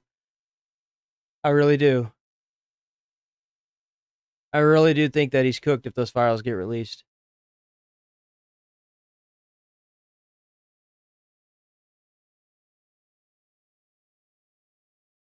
I think he knows it too.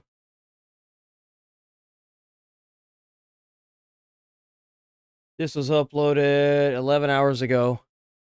Story tonight, the Wall Street Journal is out with new reporting about how Donald Trump sent Jeffrey Epstein a lewd letter for his 50th birthday. According to documents reviewed by the Journal, the letter bearing Trump's name contains several so it was from Trump to Epstein. lines of typewritten text framed by the outline of a naked woman. That's crazy. A pair of small arcs denotes the woman's breasts, and the future president's signature is a squiggly Donald below her waist, mimicking pubic hair. Inside the outline of this naked woman, the Journal reports that the letter from Trump to Epstein was styled as an imaginary conversation between I bet he didn't expect this note to surface like this. Voiceover. There must be more to life than having everything, the note began. Donald, yes, there is, but I won't tell you what it is. Jeffrey, nor will I, since I also know what it is. Donald, we have certain things in common, Jeffrey. Jeffrey, yes, we do, come to think of it. Donald, enigmas never age. Have you noticed that? Jeffrey, as a matter of fact, it was clear to me the last time I saw you. Trump, a pal is a wonderful thing. Happy birthday, and may every day be another wonderful secret. That is mortifying.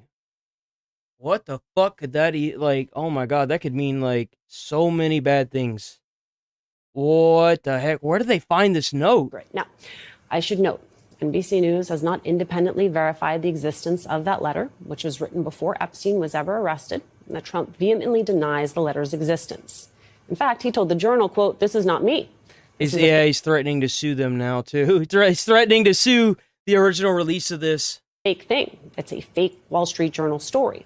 He continued, I never wrote a picture in my life. I don't draw pictures of women. It's not my language. It's not my words. And of course, because we are talking about Donald Trump, he threatened to sue the Wall Street Journal for publishing this article. But this isn't just a personal matter for the President of the United States. This is also a substantive matter in terms of how transparent Trump and his administration. It kind of makes me wonder, like, because they're trying to drip this out. They're trying to, like, slowly drip feed the American people to keep them fired up. I wonder how many more of these they have that they just don't know about yet. Actually been. Like, how would you even get your hands on a letter like that? People familiar with the letter tell the Wall Street Journal that it was among the documents reviewed by DOJ officials who investigated Epstein and his girlfriend, Ghislaine Maxwell, years ago. What's unclear is whether this letter was also part of the Trump administration's recent review of the case. The Justice Department has not responded. The Wall Street Journal. Well, they're not going to respond. Of course they're not going to fucking respond. Why would they? They're trying to actively cover it up, so of course they wouldn't respond. They're not going to tell you people anything. Trying to comment. I should note that if this letter is in fact as it is described, it would have been written by Trump just 1 year after he infamously said this about Jeffrey Epstein to New York Magazine. Quote, I've known Jeff for 15 years. Terrific guy. He's a lot of fun to be with. It is even said that he likes beautiful women as much as I do. and many of them are on the younger side. Oh, that's rough. Oof. Since Donald Trump won the presidency in 2016. Bro, he's literally putting his own foot in his mouth, dude. We have wondered, what would be the piece of news that would finally pierce the Teflon of Teflon Don? What would be the piece of news that would finally enrage or just get through to Trump's base? We are now in day 11 of a news cycle that has finally managed to put Trump at odds with his MAGA base. And please do not take my word for it. Take a listen to how Trump's own voters are describing their own emotions right now. They're angry, dude. Why are you protecting pedos, Donald? Release these files, man. On right-wing political Unless you are one, then of course you'd be protecting it. I feel really betrayed, and I feel really, really angry. We have a president who tells us to move on from Epstein because it doesn't matter. Are you guys still talking about this? Seriously? And yet he still talks about the 2020 election fraud. He talks about the Hunter Biden laptop. He talks about all this stuff from 5-6 years ago, and he tells us to move on from the Epstein trial or the Epstein case. People like me will not stop talking about this. I feel so betrayed and so angry. This is not what I voted for. I'm concerned about being able to. Like, you have to realize that his main focus was releasing these classified files. He talked about it at every showing, everything. He just kept talking about it and talking about it. And now it's like you promise somebody to get an egg, that you're going to give them an egg. And then, you buy the refrigerator, you facilitate a whole bunch of other groceries, but you never went to the store and got the eggs. Like, what? Like that person really wanted eggs, and you didn't give them their eggs. Give them their eggs, Donald. They want them. Trust Donald Trump to keep his word. In his campaign, he said he was going to let us know all of the facts about this. You don't know where I'm going with that. It's a joke because Epstein's penis is shaped like an egg. Now he's saying, go away, don't pay attention to it. These Epstein files, we were told that there was going to be released. There was this client list that was going to be released. And the fact that it's suddenly gone away and he's trying to gaslight us is like a punch in the gut to MAGA. That's right. Hear that quiver in their voice. They feel betrayed. They feel angry. They feel gaslit. They feel like they have been punched in the gut. Now, Trump's position here and the MAGA base's position here, it puts the rest of the Republican Party between a rock and a hard place. To satisfy their base, Republicans are eager to publicly declare that they are personally in favor of releasing the Epstein files. Oh, yeah, of course. It's all fun and games until these files either get leaked or released. And then all hell's gonna break loose, I guarantee you. It's gonna be a fucking hell breaking loose of unimaginable proportions. It's a very delicate subject, but we should... Part of me kind of wants them to be leaked, because that would make, putting these people in jail all the sweeter. We should put everything out there and let the people decide. I do think there needs to be more transparency. I think you ought to make it public. And in this case, I just say, let's make it all public and get it out there. You notice how it's younger guys that weren't around during this Epstein file shit that are all advocating for the release of it. So it kind of makes me wonder how many of these old dogs that are in the Senate and part of the government that actually took part in this disgusting behavior. You notice that it's all the younger people that are like advocating for its release. It's none of the older people. So it really makes you wonder. That's what Republicans are saying about this issue publicly. That is how they want their base to perceive their stance. There'll probably be some older people that'll probably have something to do with it, but they're advocating for the release of it because they don't want to lose their people. But because they don't want to anger the president, most Republicans don't actually want to vote to release anything. As more than a dozen Republican Congress members and aides told Politico today, House Republicans are pressuring their leadership to send members home for summer weeks early before they have to go on the record voting yes or no on whether to release the files related to Epstein. Oh, I bet. The thinking that the issue will... The fact that the Senate has vacation, kiss my fucking ass. Seriously, kiss my fucking ass. Military doesn't have vacation. Why should the government? Will have died down once lawmakers come back in the fall. Meanwhile, the fight over how to handle the sudden crisis in the Republican Party. You know what I hope? I hope that while they're on their wonderful little vacation, these files get leaked. So that way they're not around for the shit show So that way, whenever they go back into recession, they go back into session. Whenever the fuck they get back from their vacation after they're done spending all taxpayer dollars on shit that's not theirs, they won't have a job. They can go to jail. And these files, it is gumming up what was supposed to be a smooth glide path for the House to vote to claw back $9 billion in government spending.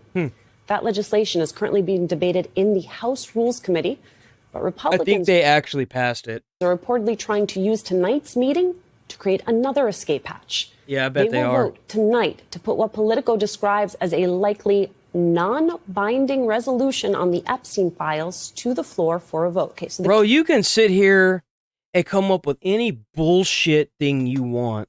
Just because you push it through that stupid little building doesn't mean the American people are just going to let it go. You already tried that by posting some bullshit little bill that had crypto in it, and they declined it. And these people still didn't let it go. You're not just gonna fucking pass some little bill between 50 fucking people and expect the American population to be okay with it. You've already tried this and it failed. Key word there is non-binding. Something they can vote for and they can say. It shows they want transparency, while potentially not actually having any teeth. That is the situation in the House tonight, as Republicans desperately try to find a solution that appeases both their boss and their base. Well, they should be trying to help with their boss. Help their base. Can't tell you how many creators and content creators that turn against their base don't really have a job anymore. They put French fries in a fucking bag at McDonald's.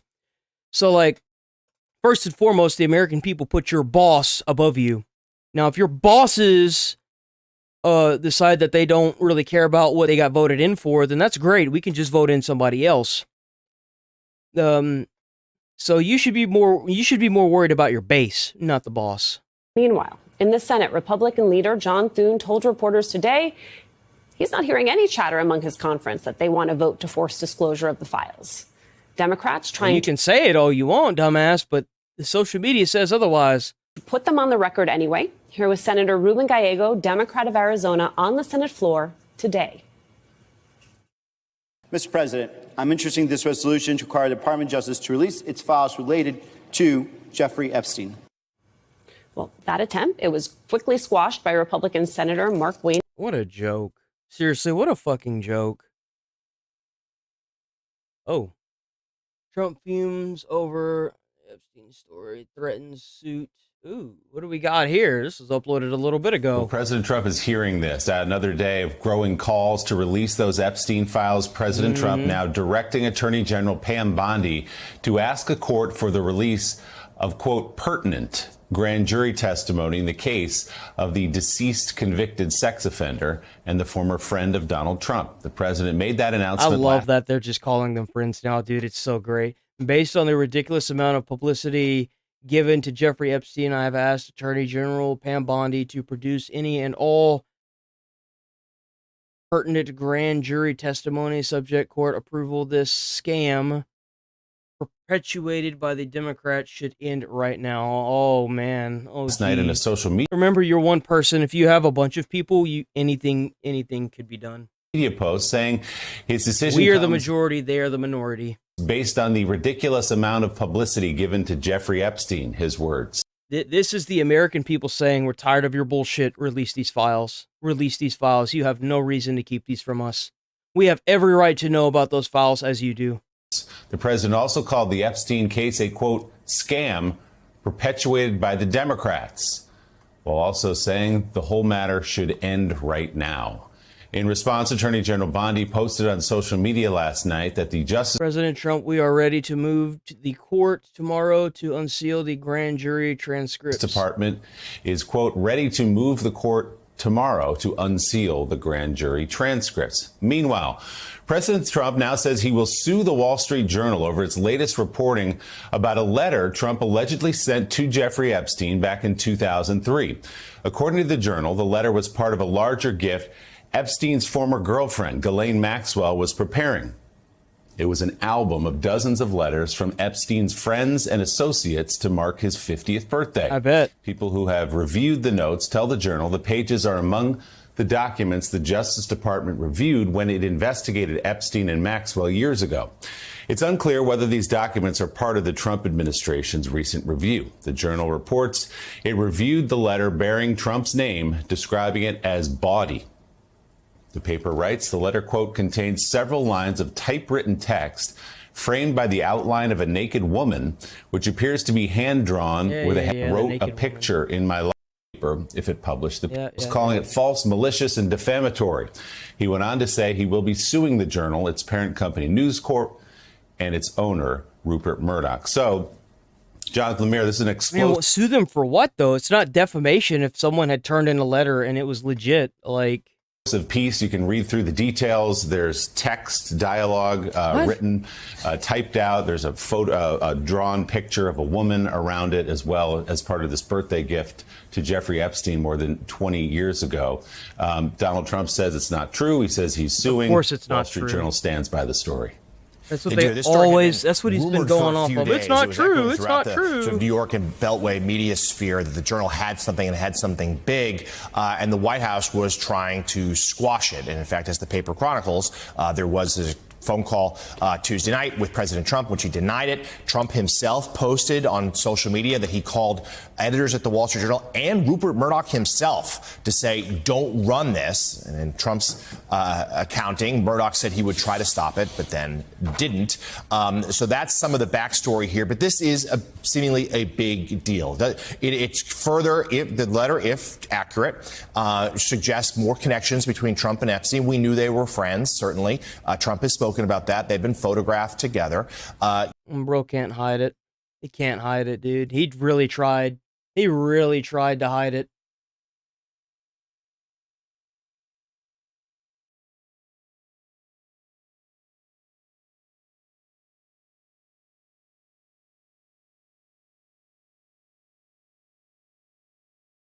Andy Byron is the CEO of a company called Astronomer, and last night he took a woman to a Coldplay concert. Things didn't go quite as they planned. The ending will shock you, much like a Darman video here.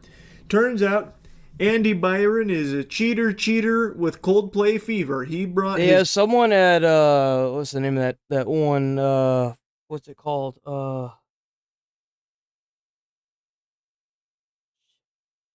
I can't think of side chick to the... My God, it was like Ned. Ned got caught cheating, and it was, my God, my fiance watches those guys religiously. I can't think of their name. Concert, and they got put on the Jumbotron for, like, the kiss cam, or... I guess, oh, like, so this happened last night. Okay. And the way they reacted to it was so over the top. It was like... Try Guys. It was the Try Guys. Red dot on him from a fucking sniper. So, like... Andy hits the deck, basically ragdolls himself. The girl turns around in shame, and they made it pretty clear something fishy was going on here. Yeah. Oh, look at these two. Damn, bro. Come on, you're okay? Damn, bro. He got caught. Either they're having an affair or they're just very shy. Oh, they know. They know. Bro is cooked. I'm not quite sure. Lead singer of Coldplay was even surprised by that reaction. He even made a joke like, oh, they might be having an affair or just very... Oh my God. So they actually didn't know. Oh, no. Shy. Turns out it was... Bro, that's got to be so humiliating for the wife. How could you be that ignorant? Dude, like, that's got to be so humiliating. And then on top of that, it went viral, too. So, like, everybody... Oh, were no. indeed having an affair. That is Andy Byron, a married man. That woman is not his wife. That is his chief people officer at his company. I bet. Fucking HR. Her name is Kristen. And this is clearly not some kind of business function here. He is wrapped around her like a cloak, like Doctor Strange's cape. They were very clearly there on a romantic evening. So I wonder what he told his wife he was doing. A little soiree. Because you know that's going to come up. They got put on the Jumbotron. That was checkmate. Like a furry's nuts after seeing Chester Cheetah. They were busted.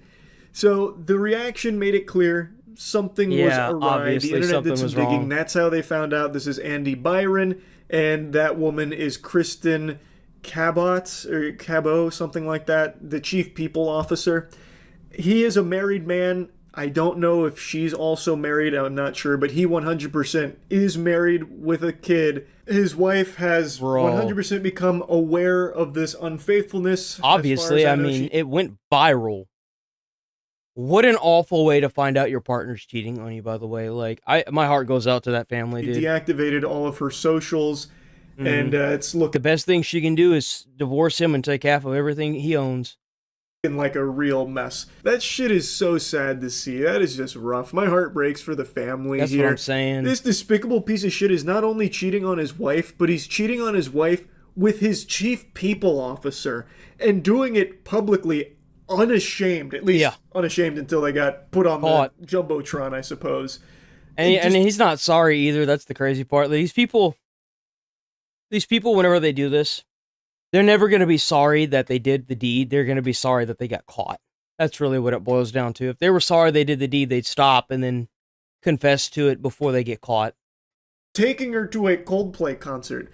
Now, he might have got away with it too if it wasn't for those meddling, Scooby-Doo gang super sleuths out there, because their reaction to this was so extreme that everyone could catch a whiff, smell something a little stinky. Hey, you know what that's called? That's called blood in the water, so the shark showed up. So they did the little bit of research on it. Had these two just played it off as no big deal, like they were dating or together already, I doubt anyone would have known that this was an affair. They would probably still be fooling around, canoodling behind his wife's back. Yep. But because he melted like Double D from the Ed Netty intro after they were on the Jumbotron, and she turned around and evacuated. What's even crazier is that footage looks old. So then people were tipped off to what was actually happening here.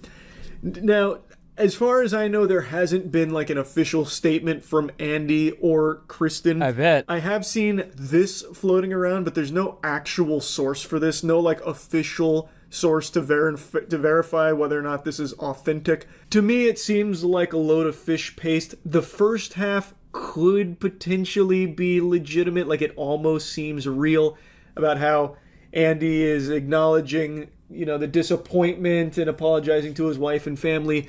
But then the second half, I think it's very clearly just taking the piss. I also want to express how troubling it is that what should have been a private moment became public without my consent. I respect without your consent? What a fucking piece of shit. And entertainers, but I hope we can think more deeply about the impact of turning someone else's life into a spectacle.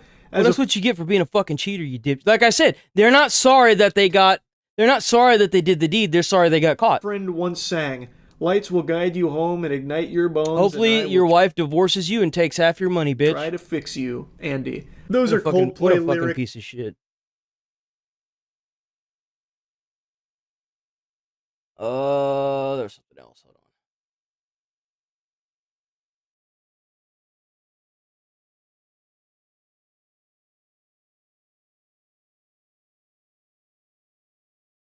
This is disgusting. On the list of horrible ideas. Oh, wait. Is there something else? No, we already saw that. On the list of horrible ideas. Because Roblox needs this. They already have a problem with people doing nasty shit with kids. So Roblox is meant for kids. The fact that some older people can get on and just start talking to children is kind of disgusting. Pretty high up there. The CEO of Roblox is digging his heels into the ground, lat spreading with an idea, refusing to budge an inch. And it is a putrid idea most people find to be terrible. The CEO of Roblox that is just disgusting, dude. These are fucking kids. Your main player base is nothing but kids. Why would you... What? Adults to use the game for dating. That idea is so outlandish, it sounds like a sick joke. Roblox is a game primarily used by children. Thank you. Thank you. The overwhelming majority of the player base is kids, toddlers. And yeah, there definitely are adults that do play some Roblox games, but it's not the largest chunk of its audience. And given Roblox's history with how many cases, numerous cases there have been of adults preying on children through Roblox. There is actually cases, and there were, I think it stemmed from a game that was made by a developer for Roblox that it was like a dating sim, but like it's called like Predator Prey or something. And the predator asks like the kids who are the prey questions, and then like they answer. It is fucking disgusting. Roblox to now try and cater Roblox to be a dating site for adults sounds like a recipe for disaster. I really don't understand this direction the CEO wants to start pushing Roblox. Man, smoking on that orb of confusion, because this shit is foul. It doesn't really make any sense. The platform has millions of games on it for all kinds of different Roblox experiences, so I'm sure there are like dating games already in it right now. But for the CEO to come forward and say that he wants the game to be more focused on dating is so fucking odd. That's so especially retarded. in Roblox, but this would be weird in any game out there. If fucking Fortnite came forward and said, we're adding a dating server where you can only duo queue with a romantic love interest. Like they try and set it up like it's eHarmony or some shit. So it's not only weird, it's stupid. dangerous. Like it doesn't make sense why because this... you could always get paired up with kids, man.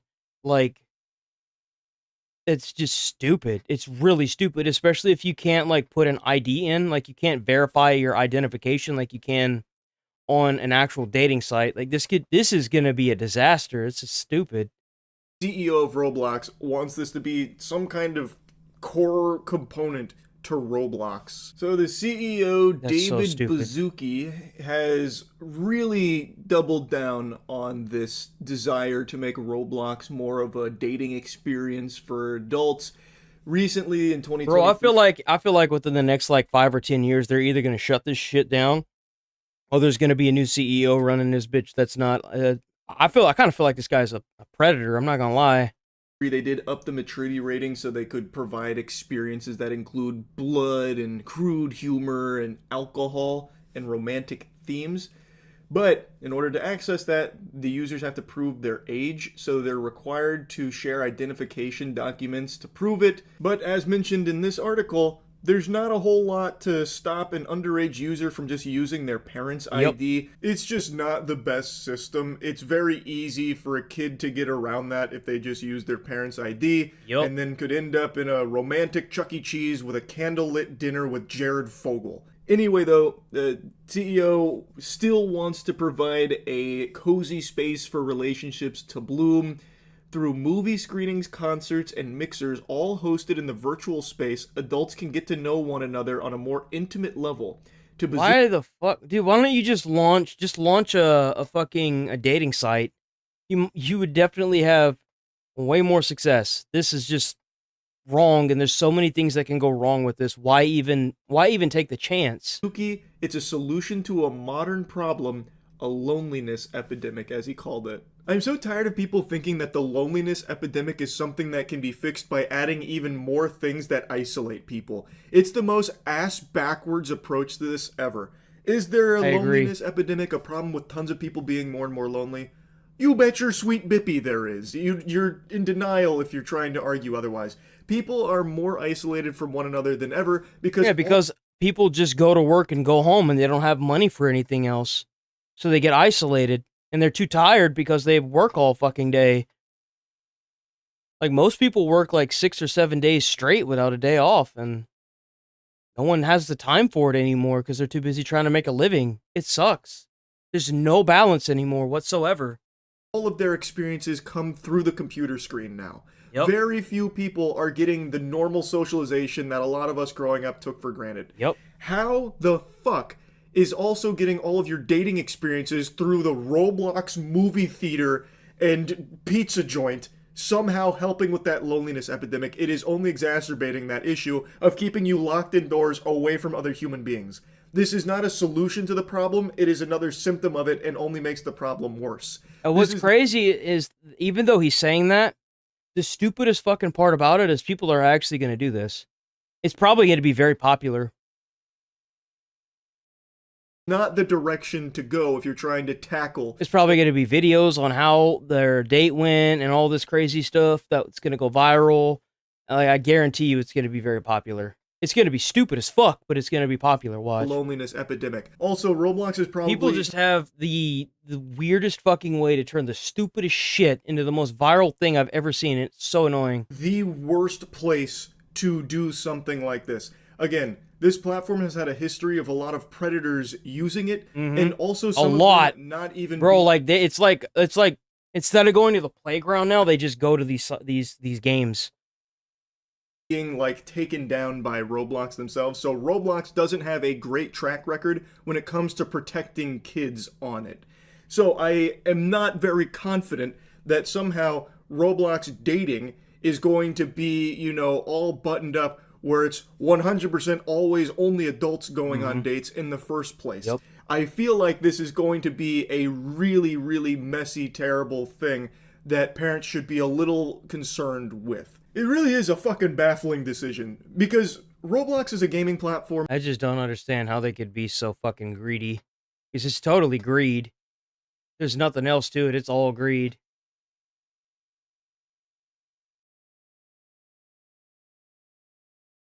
Oh. 5 minutes ago. Oh. So, Gabe, we're seeing some common tactics here from this president and this White House in the face of... Well, he said it was a pile of garbage newspaper. The damaging story, insults, and legal threats. Yeah, that's exactly right, Anna. Look, the president is threatening to sue, as you mentioned, the vice president, calling this complete and utter BS. The press secretary arguing that the Journal never showed them the actual letter. But these are all tactics that we've heard before from the president and this administration. Now, this morning, President Trump has been posting on social media several times. I really hope this isn't fake. I hope this isn't fake. I hope they actually have the letter. Venting his anger at the Fed Chair Jerome Powell, but also in the last few moments saying this about Rupert Murdoch, saying, I look forward to getting Rupert Murdoch to testify in my lawsuit against him and his, quote, pile of garbage newspaper. The Wall Street Journal. That will be an interesting experience. So again, the president, as he often does, and he no doubt feels emboldened by some of the... Because he's got an echo chamber, that's why. He's got a big old echo chamber. Recent developments regarding his lawsuit against CBS, certainly trying to push back against what he deems an unfavorable story. Gabe, as we mentioned in his denial in the article, Trump told the Journal, quote, I never wrote a picture in my life. But that's demonstrably false, right? Yes, it There is. we I go. did speak with a senior administration official a short time ago who tried to make the point that, the president was really talking about that he never had written this particular picture that the Journal described. But if you just look at over the past several decades... God, dude, you've got to be fucking kidding me. What the fuck? Drew a picture of New York City skyline for a charity. Oh my God. Show them on page 26 of Never Give Up. Each year I donate an autographed doodle to Doodle for Hunger auction. Oh my God. The president has drawn pictures before. He drew a picture of the New York City skyline. Bro can't keep his foot out of his own fucking mouth. Bro! For a charity auction back in 2005. Then in 2008, another drawing, and then there's been reports of several others as well. So while the president may have said he didn't draw something in this particular case, he's trying to make... He does doodle, though. He does doodle! Public, public reports do show that he has drawn pictures in his life before. No surprise for someone in the public view for so long. Dave, President Trump had said he threatened to sue the Journal if they published this story. They went ahead and published it anyway. Does that give you a sense that they think they're on pretty solid legal footing here? They must be. I guarantee you they had a team of lawyers look at that before they published it. I mean, Trump can sue them, but if they have the actual, letter and it's real, then there's not a damn thing that Trump can do. It's just going to be dismissed in court. I think that Rupert Murdoch would allow his newspaper to publish something. What's even worse than that is that if it gets dismissed in court, by court order, it's real. So that means that there's obviously some crazy bad stuff going on there. Unless they had the goods. Also, it's telling that Pam Bondi, the Attorney General, has not come out and said that this letter is nowhere in the files. So it's apparent to me that it's in the files, whether it's... You know what that means? That means that somebody's got info about the files. Real or not, well, you can make that conclusion yourself. So I think that if he goes ahead with a lawsuit, it will be short-lived. He'll get the initial benefit of like I said, I'm waiting for somebody to leak the whole damn thing. I'm just waiting for it. The lawsuit, and then it will disappear because it opens Trump himself up to depositions and discovery. He doesn't want that. He's in the same post It where doesn't matter because if they just keep dripping this information, eventually the whole file will be out, right? And called this story, this letter, fake. He actually says he tried to block this story from getting out there. He writes, quote, Mr. Murdoch stated that he would take care of it. The president working with a major... Bro, I can't believe that shit. That's crazy. ...media executive to block a story? I mean, is that legal? I don't know, first of all, whether it's not defamatory if it's true. Remember that conversation happened. So we don't know whether that conversation is true. What we do know is that Mr. Trump was confronted with the evidence that the Wall Street Journal had in a conversation on Tuesday evening. And Anna, that's when his communications about the Epstein files changed radically. On Tuesday night, suddenly, the Epstein files went from being something that on Monday he had called sordid but boring to Tuesday night, suddenly it was a creation. That's literally the word he used, a creation of Democratic presidential candidates, Jim Comey, John Brennan, both of whom are reportedly under criminal investigation right now. And then, of course, on Wednesday, he went ahead and fired a 10-year veteran of the Department of Justice, Maureen Comey, who is Jim Comey's daughter and was involved in the Epstein prosecution and investigation. Seems to me like in anticipation of this story, there was a Bro, 10 years is a long time to build up a lot of people, a lot of connections.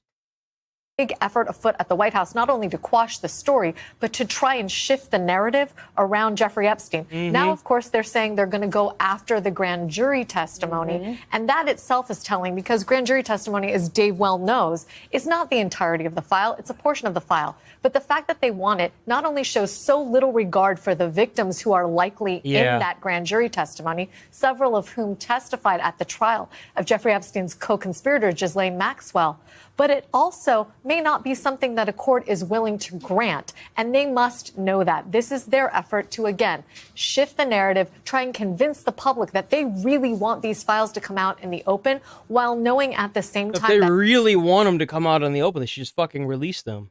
Stop wasting our time. in all likelihood, a federal judge is never going to grant that request out of consideration for the victims. What kinds of things would be in this grand jury testimony? I mean, is it going to be the whole thing? I mean, They're not going to release these files. I mean, they're going to make a big hoopla about it, and then it might never even get released.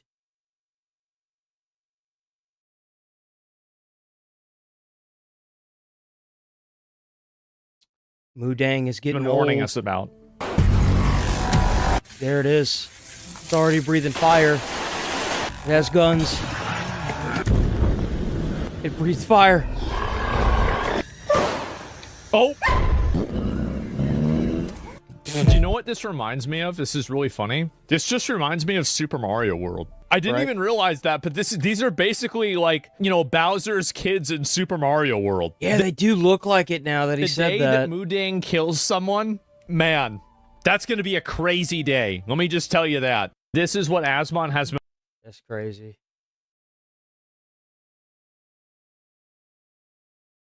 There we go. Doctored images and took out of context clips to try to ruin Corey Kenshin's life, seemingly all for some attention. You already see this? Hold on. Oh, this was 10 hours ago. Here we go. Okay, come on. There we go. Attention online. So this story is wild and honestly a bit frustrating to watch unfold. Well, I didn't hurt you. You're good, right? What you do, Corey?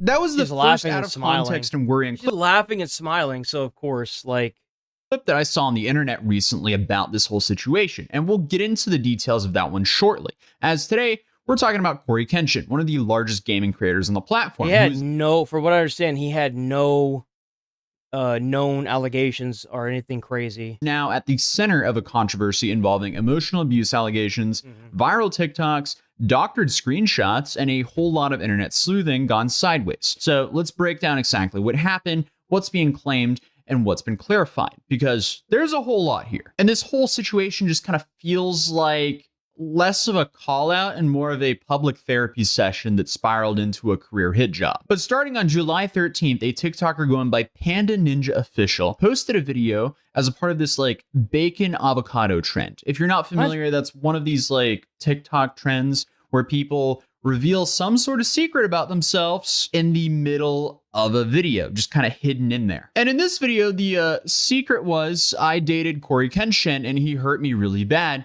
And I'm not the only one. Ooh. And I mean, just like that, she went viral. 500,000 views in just 24 hours. Then came all the slideshows. And I cannot stress enough on how back-to-back she was posting all this information, which has all now been deleted now. Within 72 hours. I bet. Defamation's a bitch when you're getting taken to court for it, huh? All of this has been scrubbed off the internet. She just launched a bunch of information up there and people went, why are you airing all this out? So she deleted it. Then on top of that, she made her account private as well. But right after the first video, she shared 3 long posts claiming that she dated Corey back in 2018 and that the relationship was emotionally abusive. And here she accused him of ghosting, love bombing, gaslighting, and said that he kept the relationship a secret. That last one is very normal for large YouTubers. Like, yeah, I mean, it could ruin the other person. Like, if you're a bigger YouTuber and you, like, reveal that you're dating another YouTuber that's smaller, there's a good chance that people from that channel, I mean, they'll be happy, but they're also going to be people that are going to go and harass them because there's, like, this weird there's this weird internet thing where you people that are, you know, at home, you seem to think that you know what's genuine and what isn't when it comes to entertainment, like content creators. I hate to break it to you, but unless you live with that person and you're with them every single day, you don't know what that person, you don't know if they're genuine or not. Like, you have no idea what they go through on a daily basis. You don't know anything. You're stupid. Or like whenever you try to make these weird parasocial relationships with somebody you're watching because they're hot and you think that you're going to donate this money to that one day you'll date them or something, it's fucking weird. It's really fucking weird. It like whenever you watch a video, do you think that that person is how they are every single day? No. Unless they've got a camera shoved up their ass so that way you even know when they take a shit, there's no idea what the fuck going through their, like, you don't know them as a whole. They're always going to censor themselves to be able to post. Some people even have something called like an online aura where their online, like the person they show to people is nothing like who they are off. Like, the idea that you think that you know somebody just because you watch every one of their videos that's edited so damn much that you think that it's not, but most of the time the videos are so edited that it's not even like it's just, it's meant for entertainment. It's not real. It's fake. Why are you going to air out whoever you're dealing with in your private life? You want to have a split between public life and private life. Exactly. I mean, that makes it a whole lot easier to stay mentally sane. But she also said after their breakup, when she told him she had cancer, he responded by calling her message the most passive-aggressive cancer reveal ever. Now, whether or not that's actually true or if the messages are even real, we'll get into that later on in this video. But before we get any deeper, let's take a quick second to talk about who Corey Kenshin is, as Corey is one of the largest YouTubers on the platform. Yeah, I didn't he even first know launched that. his channel back in 2009 and over the years built a massive following, now sitting at over 17 million subscribers. That's through a mix crazy. of horror game playthroughs, clean humor, and uplifting positive content. He wasn't always just a gaming YouTuber, though. You really got to watch out with those people as well. The ones that are like, that don't really live stream all that much. And they just do the uplifting positive content constantly. Because those are the people you really got to watch out for. Those are the people that are behind closed. They know how to put up a face, but behind closed doors, they're usually just terrible people. Now, I'm not saying that about this content creator, obviously, but just be mindful.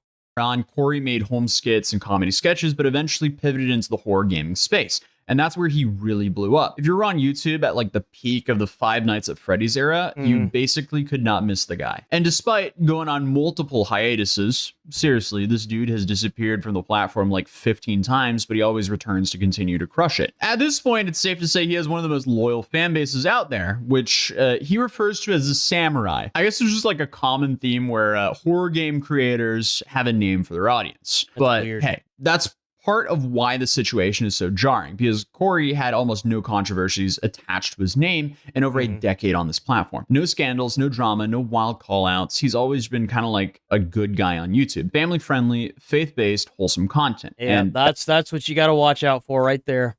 That's the image. So now when someone... Now, there are some genuine people out there that are genuinely like that, but you'd be surprised how many scumbags get away with it. Comes forward saying he was emotionally manipulative or toxic, it throws the entire internet into confusion. But what we're slowly learning from the situation is if you have to call someone out on the internet, make sure it's not fake. And I hate to say this, but the stuff that it looked pretty fake. Like, it looked bad. It looked very, very fake. Was posting to me seems to be for attention, because later on that same day she posted a video clip of her and Corey walking together, seemingly in a casual flirty moment, and it was obvious that Corey knew he was being filmed. Still on. Yeah, it's still on. Then I woke up again and it was... Did you watch me sleep? Did you watch me sleep? Yeah, I actually did something to you while you were asleep too. What? I'm sorry, I just got this that I do. Well, I didn't hurt you. You're good, right? What you do, Corey? I said, just... Okay, so at first that's slightly... I mean, she's laughing and smiling. I don't think anything there was malicious. It was uploaded with malicious At first he said, intent. yeah, I actually did something to you while you were asleep too. And they both laughed. Obviously, that doesn't sound great. And a lot of people online immediately did what the internet does best.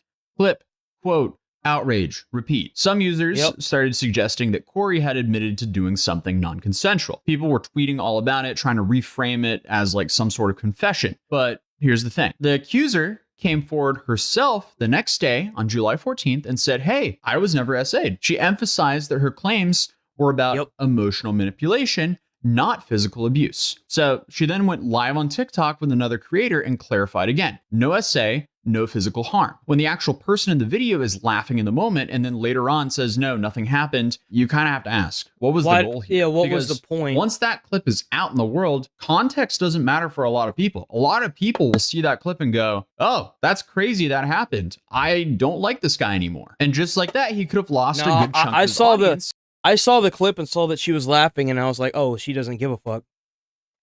Even if he did anything, obviously it didn't really matter to her. Why would you wait until now? That video was ancient.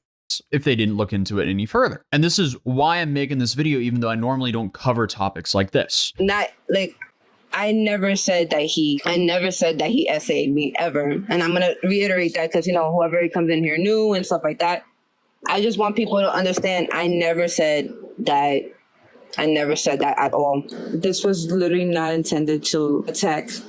But it did. Or have attacks towards Corey. So please stop the SA allegations towards him.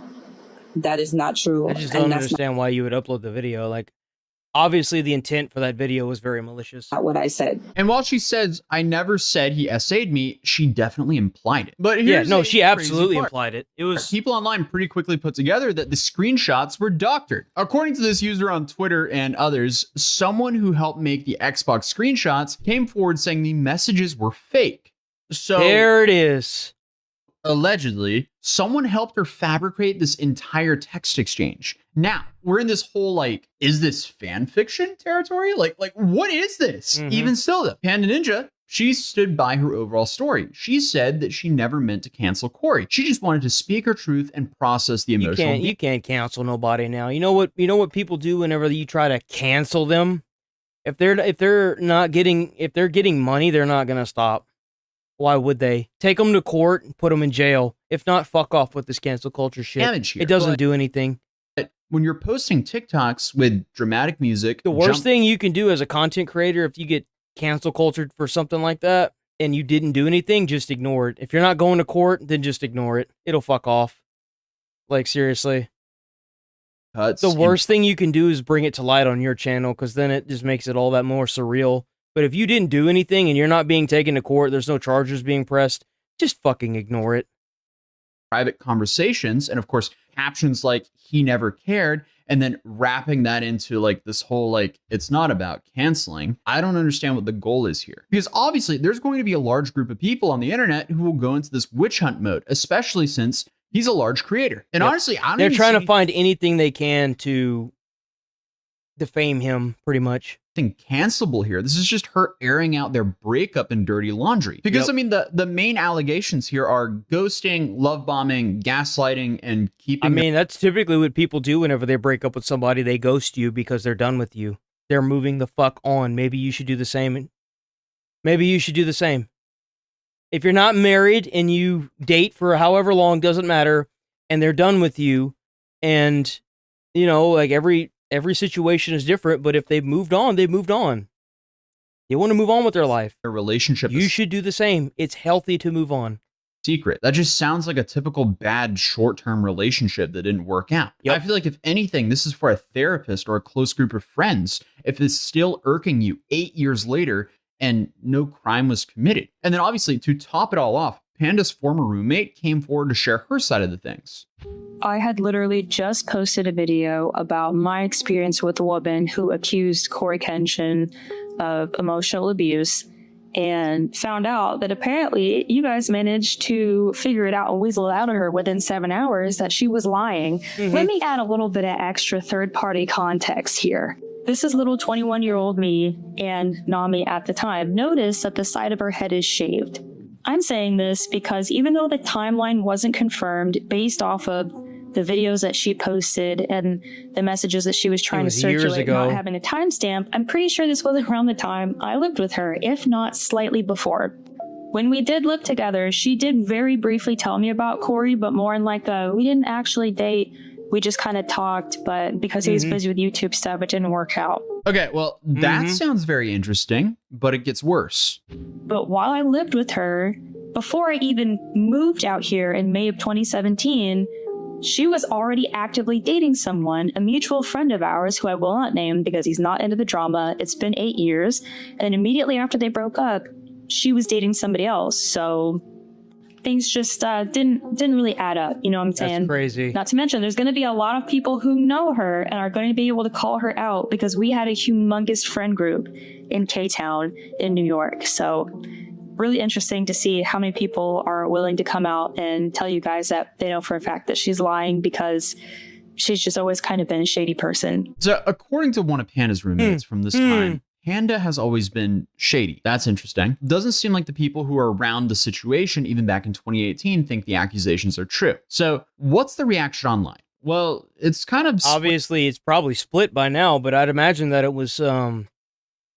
See, I could even give you a timeline. So the video dropped. Everyone was against Kenshin, and the people that actually want to know the truth are automatically attacking her. She came out and said that it was an essay, and now it's probably pretty split because the people that want to find something wrong with him, to defame him, are going to immediately latch onto that and not let it go. And are going to continue to do whatever they do, which is, I guess, make people miserable because that's all they seem to know how to do. And the people that aren't, that have just been like, oh, okay, so this is all BS, are going to probably just stick with him no matter what because, you know, you can only cry wolf so many times before no one listens to you. Especially if there's just nothing there. But down the middle. Some took these allegations very seriously. Others, especially Corey's long-term fans, weren't having it. You should never take allegations like this serious unless there's actually a court case going on. They're allegations. At the end of the day, if you're not going to bring someone to jail, if you're not going to sue them, if you're not going to do something about it, then there's nothing there. They pointed out that Corey's been on YouTube since 2009, never had any drama, doesn't curse, makes horror gameplay videos, and is literally one of the most clean-cut creators on the platform. That isn't like, you know, a blanket shield that like deflects all or bad PR, but still, he has a really good track record. Yeah. But others felt like this whole thing was very one-sided. Like, okay, even if Corey was a bad boyfriend, why are we airing this out 8 years later? And online, that's where the criticism started turning towards her. If the main issue was ghosting, bad texting, and him being cold after a breakup, is that really worth trying to stain someone's career? And then obviously a lot of other creators chimed in saying things like, if he was really that toxic, she wouldn't be smiling in those clips, or she waited 7 years to post this. Why now? Those are quotes, by the way. But from what I can piece together, Corey and Panda Ninja, they allegedly dated in 2018. The relationship ended. She felt it was toxic and emotionally manipulative, so she posted about it on TikTok in July of 2025. Some of the evidence may be fabricated, and she clarified there was no SA, no physical harm. Her goal here, I guess, was an apology because she didn't want to cancel him. But here's the thing. Intent doesn't really matter when you're holding on to the matches. Like, you can say you didn't want to start a fire, but if you drop a bunch of receipts on the internet and a bunch of out of context clips framed the way she did. No. When you take a bunch of out of context clips and a bunch of falsely made receipts, the fire is going to happen anyway. Do I think Corey Kenshin is a criminal? No, absolutely not. Do I think he might have been a jerk in a relationship? Maybe. That's possible. Do I think any of that needed to be turned into a viral expose with semi-fake receipts and out of context clips? Absolutely not. This is not justice. This is just a breakup posted on the For You page. Corey hasn't responded yet, and honestly, he probably won't. And that's likely a smart move in this exact situation. But one thing is clear. Once again, the internet showed that it's really easy to destroy a reputation in 60 seconds, even when the story is full of contradictions. But hey, that's about it for today. I just wanted to make a short... Yep. It was all bullshit. It's a big old lie. That's what it was. A big old lie. Boys, it's a sad day to be alive. It is a terrible day to be alive. We got a great show for you tonight. Senator Adam Schiff was my guest. We harmonized on Seven Bridges Road. What a voice. I cried. But before we start the show, I want to let you know something that I found out just last night. Next year will be our last season. The network will be ending The Late Show in May. That's it, boys. They really shut the show down. And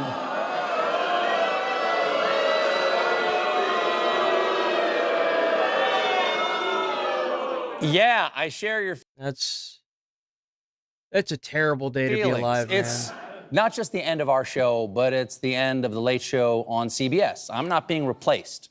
This is all just going away. Yeah, they're getting rid of it altogether. I do want to say that the folks at CBS have been great partners. I'm so grateful to the Tiffany Network for giving me this chair and this beautiful theater to call home. And of course, I'm grateful to you, the audience, who have joined us. That sucks, man. I can't believe they're actually shutting it down. That really sucks. They're getting rid of it altogether. There will be no more late night show. It was just crazy because it was one of the most profitable late night shows they had. It sucks. Every really night, in here, out there, all around the world, Mr. and Mrs. America and all the ships at sea. I'm grateful to share the stage with this band, these artists over here every night.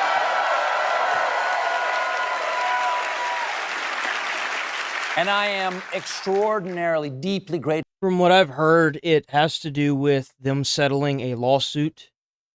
And it just... to the 200 people just sucks, man. Who work here. We get to do this show. We get to do this show for each other every day, all day. And I've had the pleasure and the responsibility of sharing what we do every day with you in front of this camera for the last 10 years. And let me tell you... It's not a profit thing. I guarantee you. That's what really sucks is that the show has views. It's just they don't want to deal with, another lawsuit. I believe that's what's going on. It is a fantastic job. I wish somebody else was getting it. And it's a job that I'm looking forward to doing with this usual gang of idiots for another 10 months. It's going to be fun. Yeah. Y'all ready? We're going to lock in. That really sucks. Y'all ready? Let's go. Y'all ready? Man, that is just shocking to me that they're actually canceling the show. I just can't believe it. I need to use the bathroom.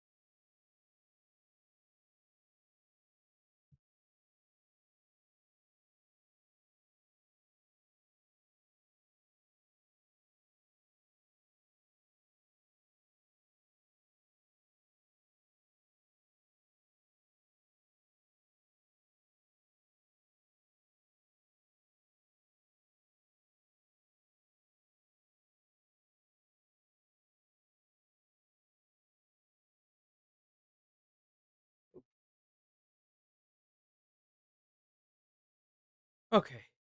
Here we go.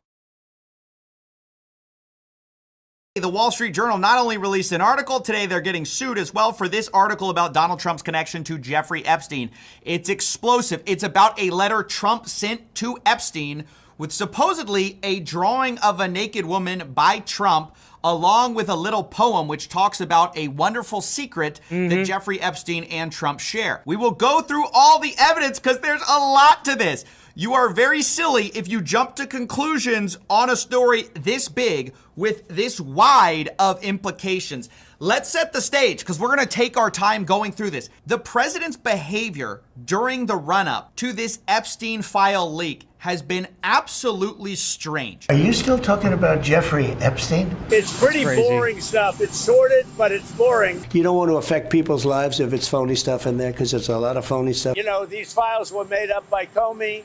They were made up by Obama. Even his supporters are like, well, why is he acting this way? It's so weird. All of a sudden it goes from the files exist to they don't exist to they're a hoax, actually, and there's a bunch of phony stuff in there. This article, if true, explains a lot of the strange behavior. Yep. And we It's don't know. probably because he's involved. I've been saying that from day one. Ever since he said he wasn't going to release these files, I knew. I was like, he's involved. There's more that's going to come out if this is all there is. Yep. But I'm going to go through the main allegation, and I will call it an allegation because Trump is definitely going to sue over this. He's already said as much. So here's basically the story. Supposedly, Ghislaine Maxwell collected letters from Trump and dozens of Epstein's associates for a 2003 birthday album. It was for his 50th birthday. Pages from the leather-bound album, assembled before Epstein was first arrested, are among the documents examined by the Department of Justice officials. So there are birthday letters to Epstein that supposedly have been seen by the DOJ. They have them in their files. And the one from Trump supposedly has a naked woman, which appears to be hand-drawn with a heavy marker. And the future president's signature is a squiggly Donald below her waist. The Wall Street Journal goes on to say it's not clear how the letter with Trump's signature was prepared. Inside the outline of the naked woman was a typewritten note styled as an imaginary conversation between Trump and Epstein. Voiceover. There's more to life than having everything. Donald. Yes, there is, but I won't tell you what it is. Jeffrey. Nor will I, since I also know what it is. That's crazy, Donald. dude. We have certain things in common, Jeffrey. Yes, we do, come to think of it. Enigmas never age. Have you noticed that? As a matter of fact, it was clear to me the last time I saw you.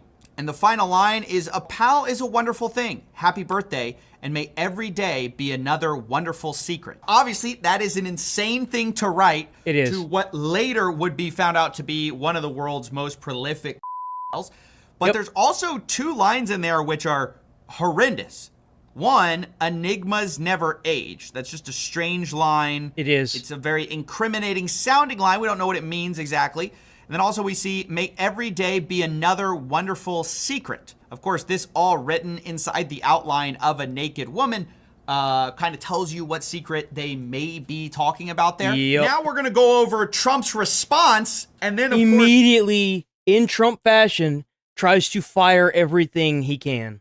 I'm sorry, sue everything he can. All the denials, what you may want to know before making up your mind. Like I said, this is not a story where you're going to want to snap to judgment. Even now, I think there's still a lot we need to see. Yeah, I agree. But I want to go over Trump's response. He gave an interview with the Journal on Tuesday evening. Which is a lie.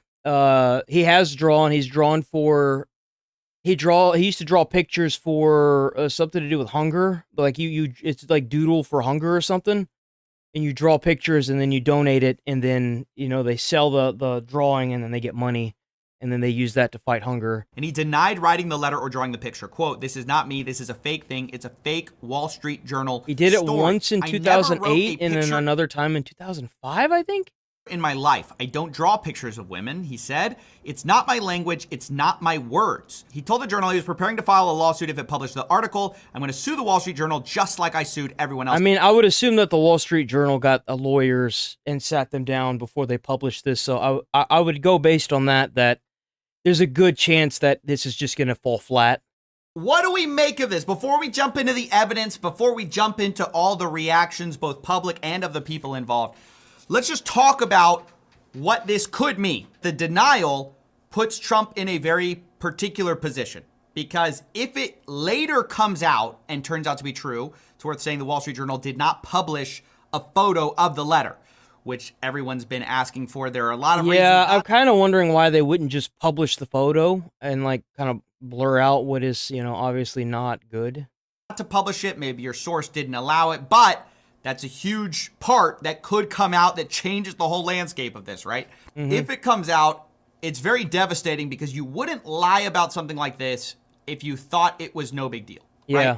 The denial actually implies a lot of bad things about what the letter could mean. If you weren't worried about a story like this, if you thought the letter was nothing, you wouldn't deny it. You would just give no comment. You certainly wouldn't give an interview. So now we're going to talk about the reactions of the people involved, because it's worth saying Trump is not the only letter mentioned in here. And I think that's really important, because in a story like this, you want to look to what could be all the people that like straight up were just like, nope. Corroborating evidence. So Alan Dershowitz is cited in the piece having written a letter that included a mock-up of a Vanity Unfair magazine with mock headlines of who was Jack the Ripper? Was it Jeffrey Epstein? Alan, a former lawyer for Epstein, does not deny this. He says, it's been a long time, and I don't recall the content of what I may have written. Lex Wexner also supposedly had a letter in there. He declined to comment. Supposedly his letter was, I wanted to get you what you want, so here it is. After the text was a line drawing of what appeared to be a woman's breast. And then we have a former assistant who was not cited, who sent Jeffrey a letter. Oh, Jeffrey of Oh, holy shit, dude. Jeffrey, everyone loves you. Fun in the sun. Fun just for fun. Pretty innocuous. And then, of course, we have Donald Trump, who denies, of course, the whole thing. So we have some non-denials. So we have other letters as well. People who just didn't Bro, this is not looking good. respond. And then we have Trump. Trump's the only one who's firmly denying. The more I'm seeing, the more I'm like, bro's in the Epstein files hardcore. This letter so far, with him doubling down on Truth Social, saying it's not my words, it's not the way I talk. Also, I don't draw pictures. I told Rupert Murdoch it was a scam and he shouldn't print this fake story, but he did, and now I'm going to sue him in his third-rate newspaper. Now, a couple comments quick on that. One, the Wall Street Journal is not a third-rate newspaper. It's also not a super left-leaning newspaper. Not that that should matter in journalism, but I know people's media literacy, that stuff kind of does kind of tip off their signals. I don't know nothing about that, but I do know that no one has come forward. Murdoch hasn't come forward and said that he talked to Trump. It's unlikely they're going to publish something they know they're going to get sued for unless they have something. Yeah, I don't think that there's going to be much of a case there. I really don't. I want to talk about a little bit of the circumstantial stuff. So Trump obviously states, I don't draw pictures, but turns out that's kind of not true. So like I said, in a book called Doodle Never for Give Hunger. Up, Yeah, auction at tavern. Okay, yeah, no, so I was right. Yeah. He has doodled. Trump wrote, each year I donate an autographed doodle to the Doodle for Hunger auction at Tavern on the Green. It's a great event. And sure enough, publicly you can find several doodles that Donald Trump has done. Most of these are of skylines, architecture. None of these are of women. Still, it's strange to say I don't draw pictures when you very clearly draw pictures and they appear to be in thick marker, which is what you were accused of drawing them in. Now, none of that means anything, but it just reminds me a little bit of the Prince Andrew denial. I don't know if you guys remember how he was like, oh, well, I have a condition that I don't really sweat, and I've never seen her before in my life, and that's not possible. But then you got a picture of him sweating profusely, and her, like right there. Sweat denial, a big part of the interview with Prince Andrew, was the denial that he couldn't have done anything bad because he couldn't sweat. So this supposedly falsified Virginia Giuffre's whole story. I have a peculiar medical condition, which is that I don't sweat, or I didn't sweat at the time. So yeah, that was kind of this claim, like, hey, this couldn't be true because I don't do X, but actually we see that Prince Andrew actually does sweat. And in the same way, it's not perfect proof, but you really shouldn't say you don't draw pictures when being accused of drawing thick black marker pictures. When you definitely what is it with him and like markers? Pictures sometimes. I mean, it's just, and it's public. I mean, that's just kind of just an obvious, devastating hole in your whole argument. Now, again, I've got to say, like, this is just the basics. We do not have the letter, okay? I'm relying on the Wall Street Journal. We need that letter, man. Reporting on this, and we're corroborating with different pieces of public evidence. Ultimately, we need to see if this was actually in the Epstein files. But there are some other stuff, too, that we can look to corroborate this story. So we can look at the bookbinder. So in the Wall Street Journal report, we see a very specific and interesting corroboration. It says the book was put together by the New York City bookbinder Herbert Weitz, according to people involved with the process. Weitz listed Epstein as a client on his website in 2003. So here we have a chance to corroborate externally. Of course, it's not. This all came from one letter, dude. Like, Trump better. I don't, like I said, I don't think they're going to release these files. But whoever had this information and leaked it, I think this is just the beginning. The president may not want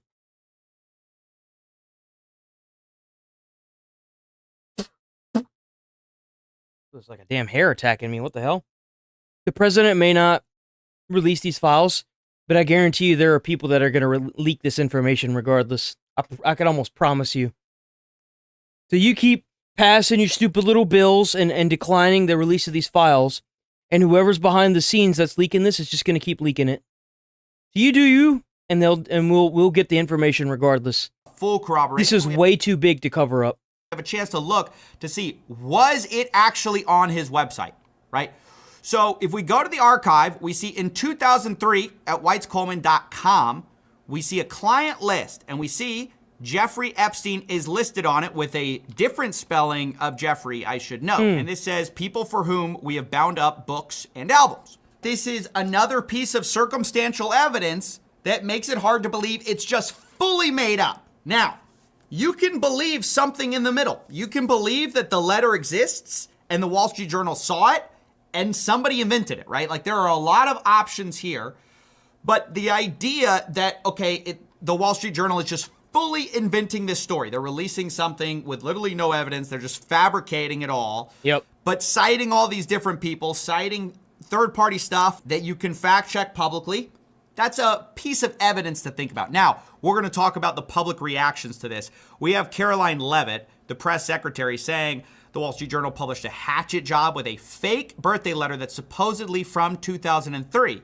This is like the Steele dossier that kickstarted the Russia hoax all over again. The Wall Street Journal refused to show us the letter and conceded why do these people have all this goddamn information? Nobody wants to show anything, dude. It's so infuriating. Why? When we ask them to show something, like why are there so many allegations being thrown around? Nobody has any proof for any fucking thing. If this was normal people, bro, we'd be in court for decades. Like, come on. Document they're basing their entire fake story on.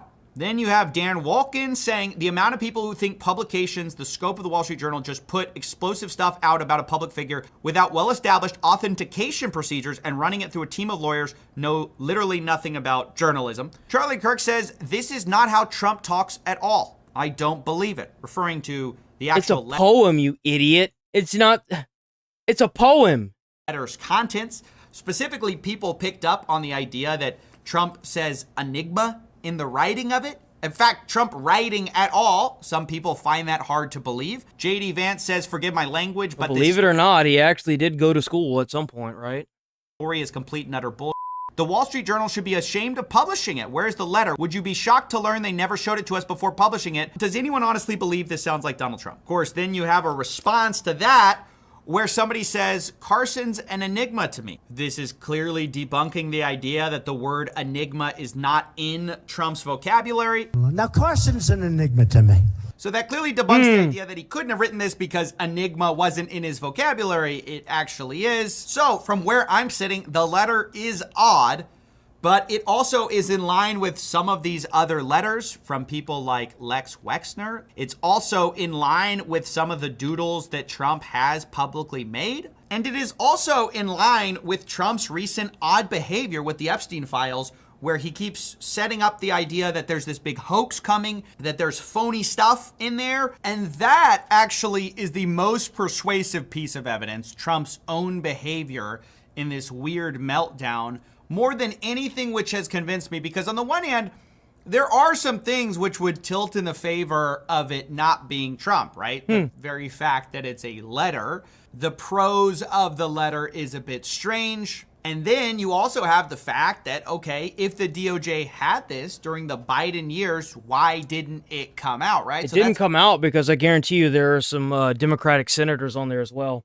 Everyone who's in power, everyone that is in positions that they're in where they have absolute power over something, like the heads of the senates, those people are the ones that are really in control when this gets released and if it gets released.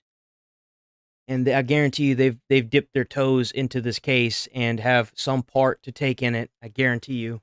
All pretty compelling until you once again just look at the way Trump has been behaving. I think it strongly suggests that Trump saw something in the Epstein files, was debriefed on something that he was worried about. Whether it was this letter or something else, I don't know. But clearly there's something in those files that he was concerned about being involved. I mean, where do you think Epstein got all this money from? You think he just dug it up on that island he had? No.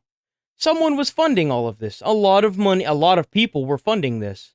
How do you think the bro had, like, some of the most expensive houses in the U.S.? Like, come on.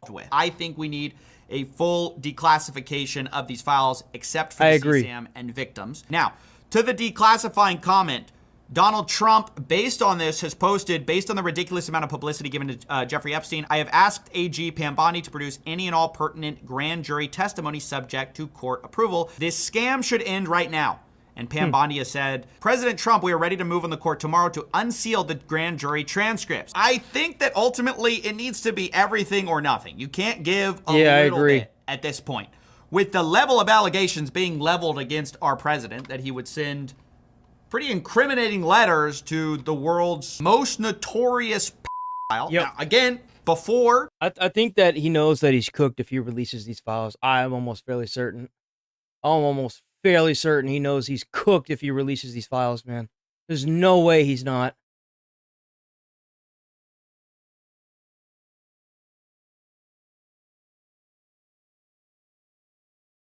Let me see. What time is it? It's 11. Actually, you know what? Well, you know what? Hold on.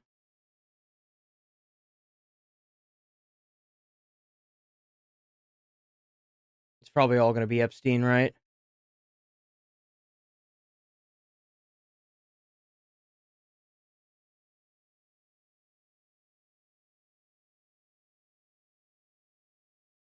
I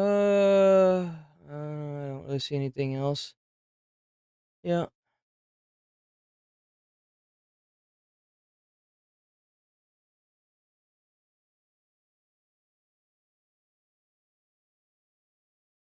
For Ukraine.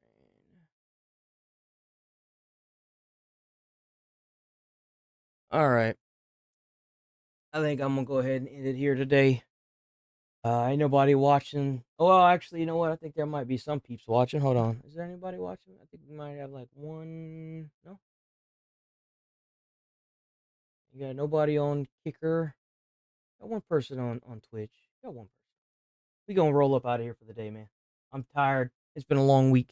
I'll see y'all next week. Peace. Yeah. Stay safe out there. I'm rolling.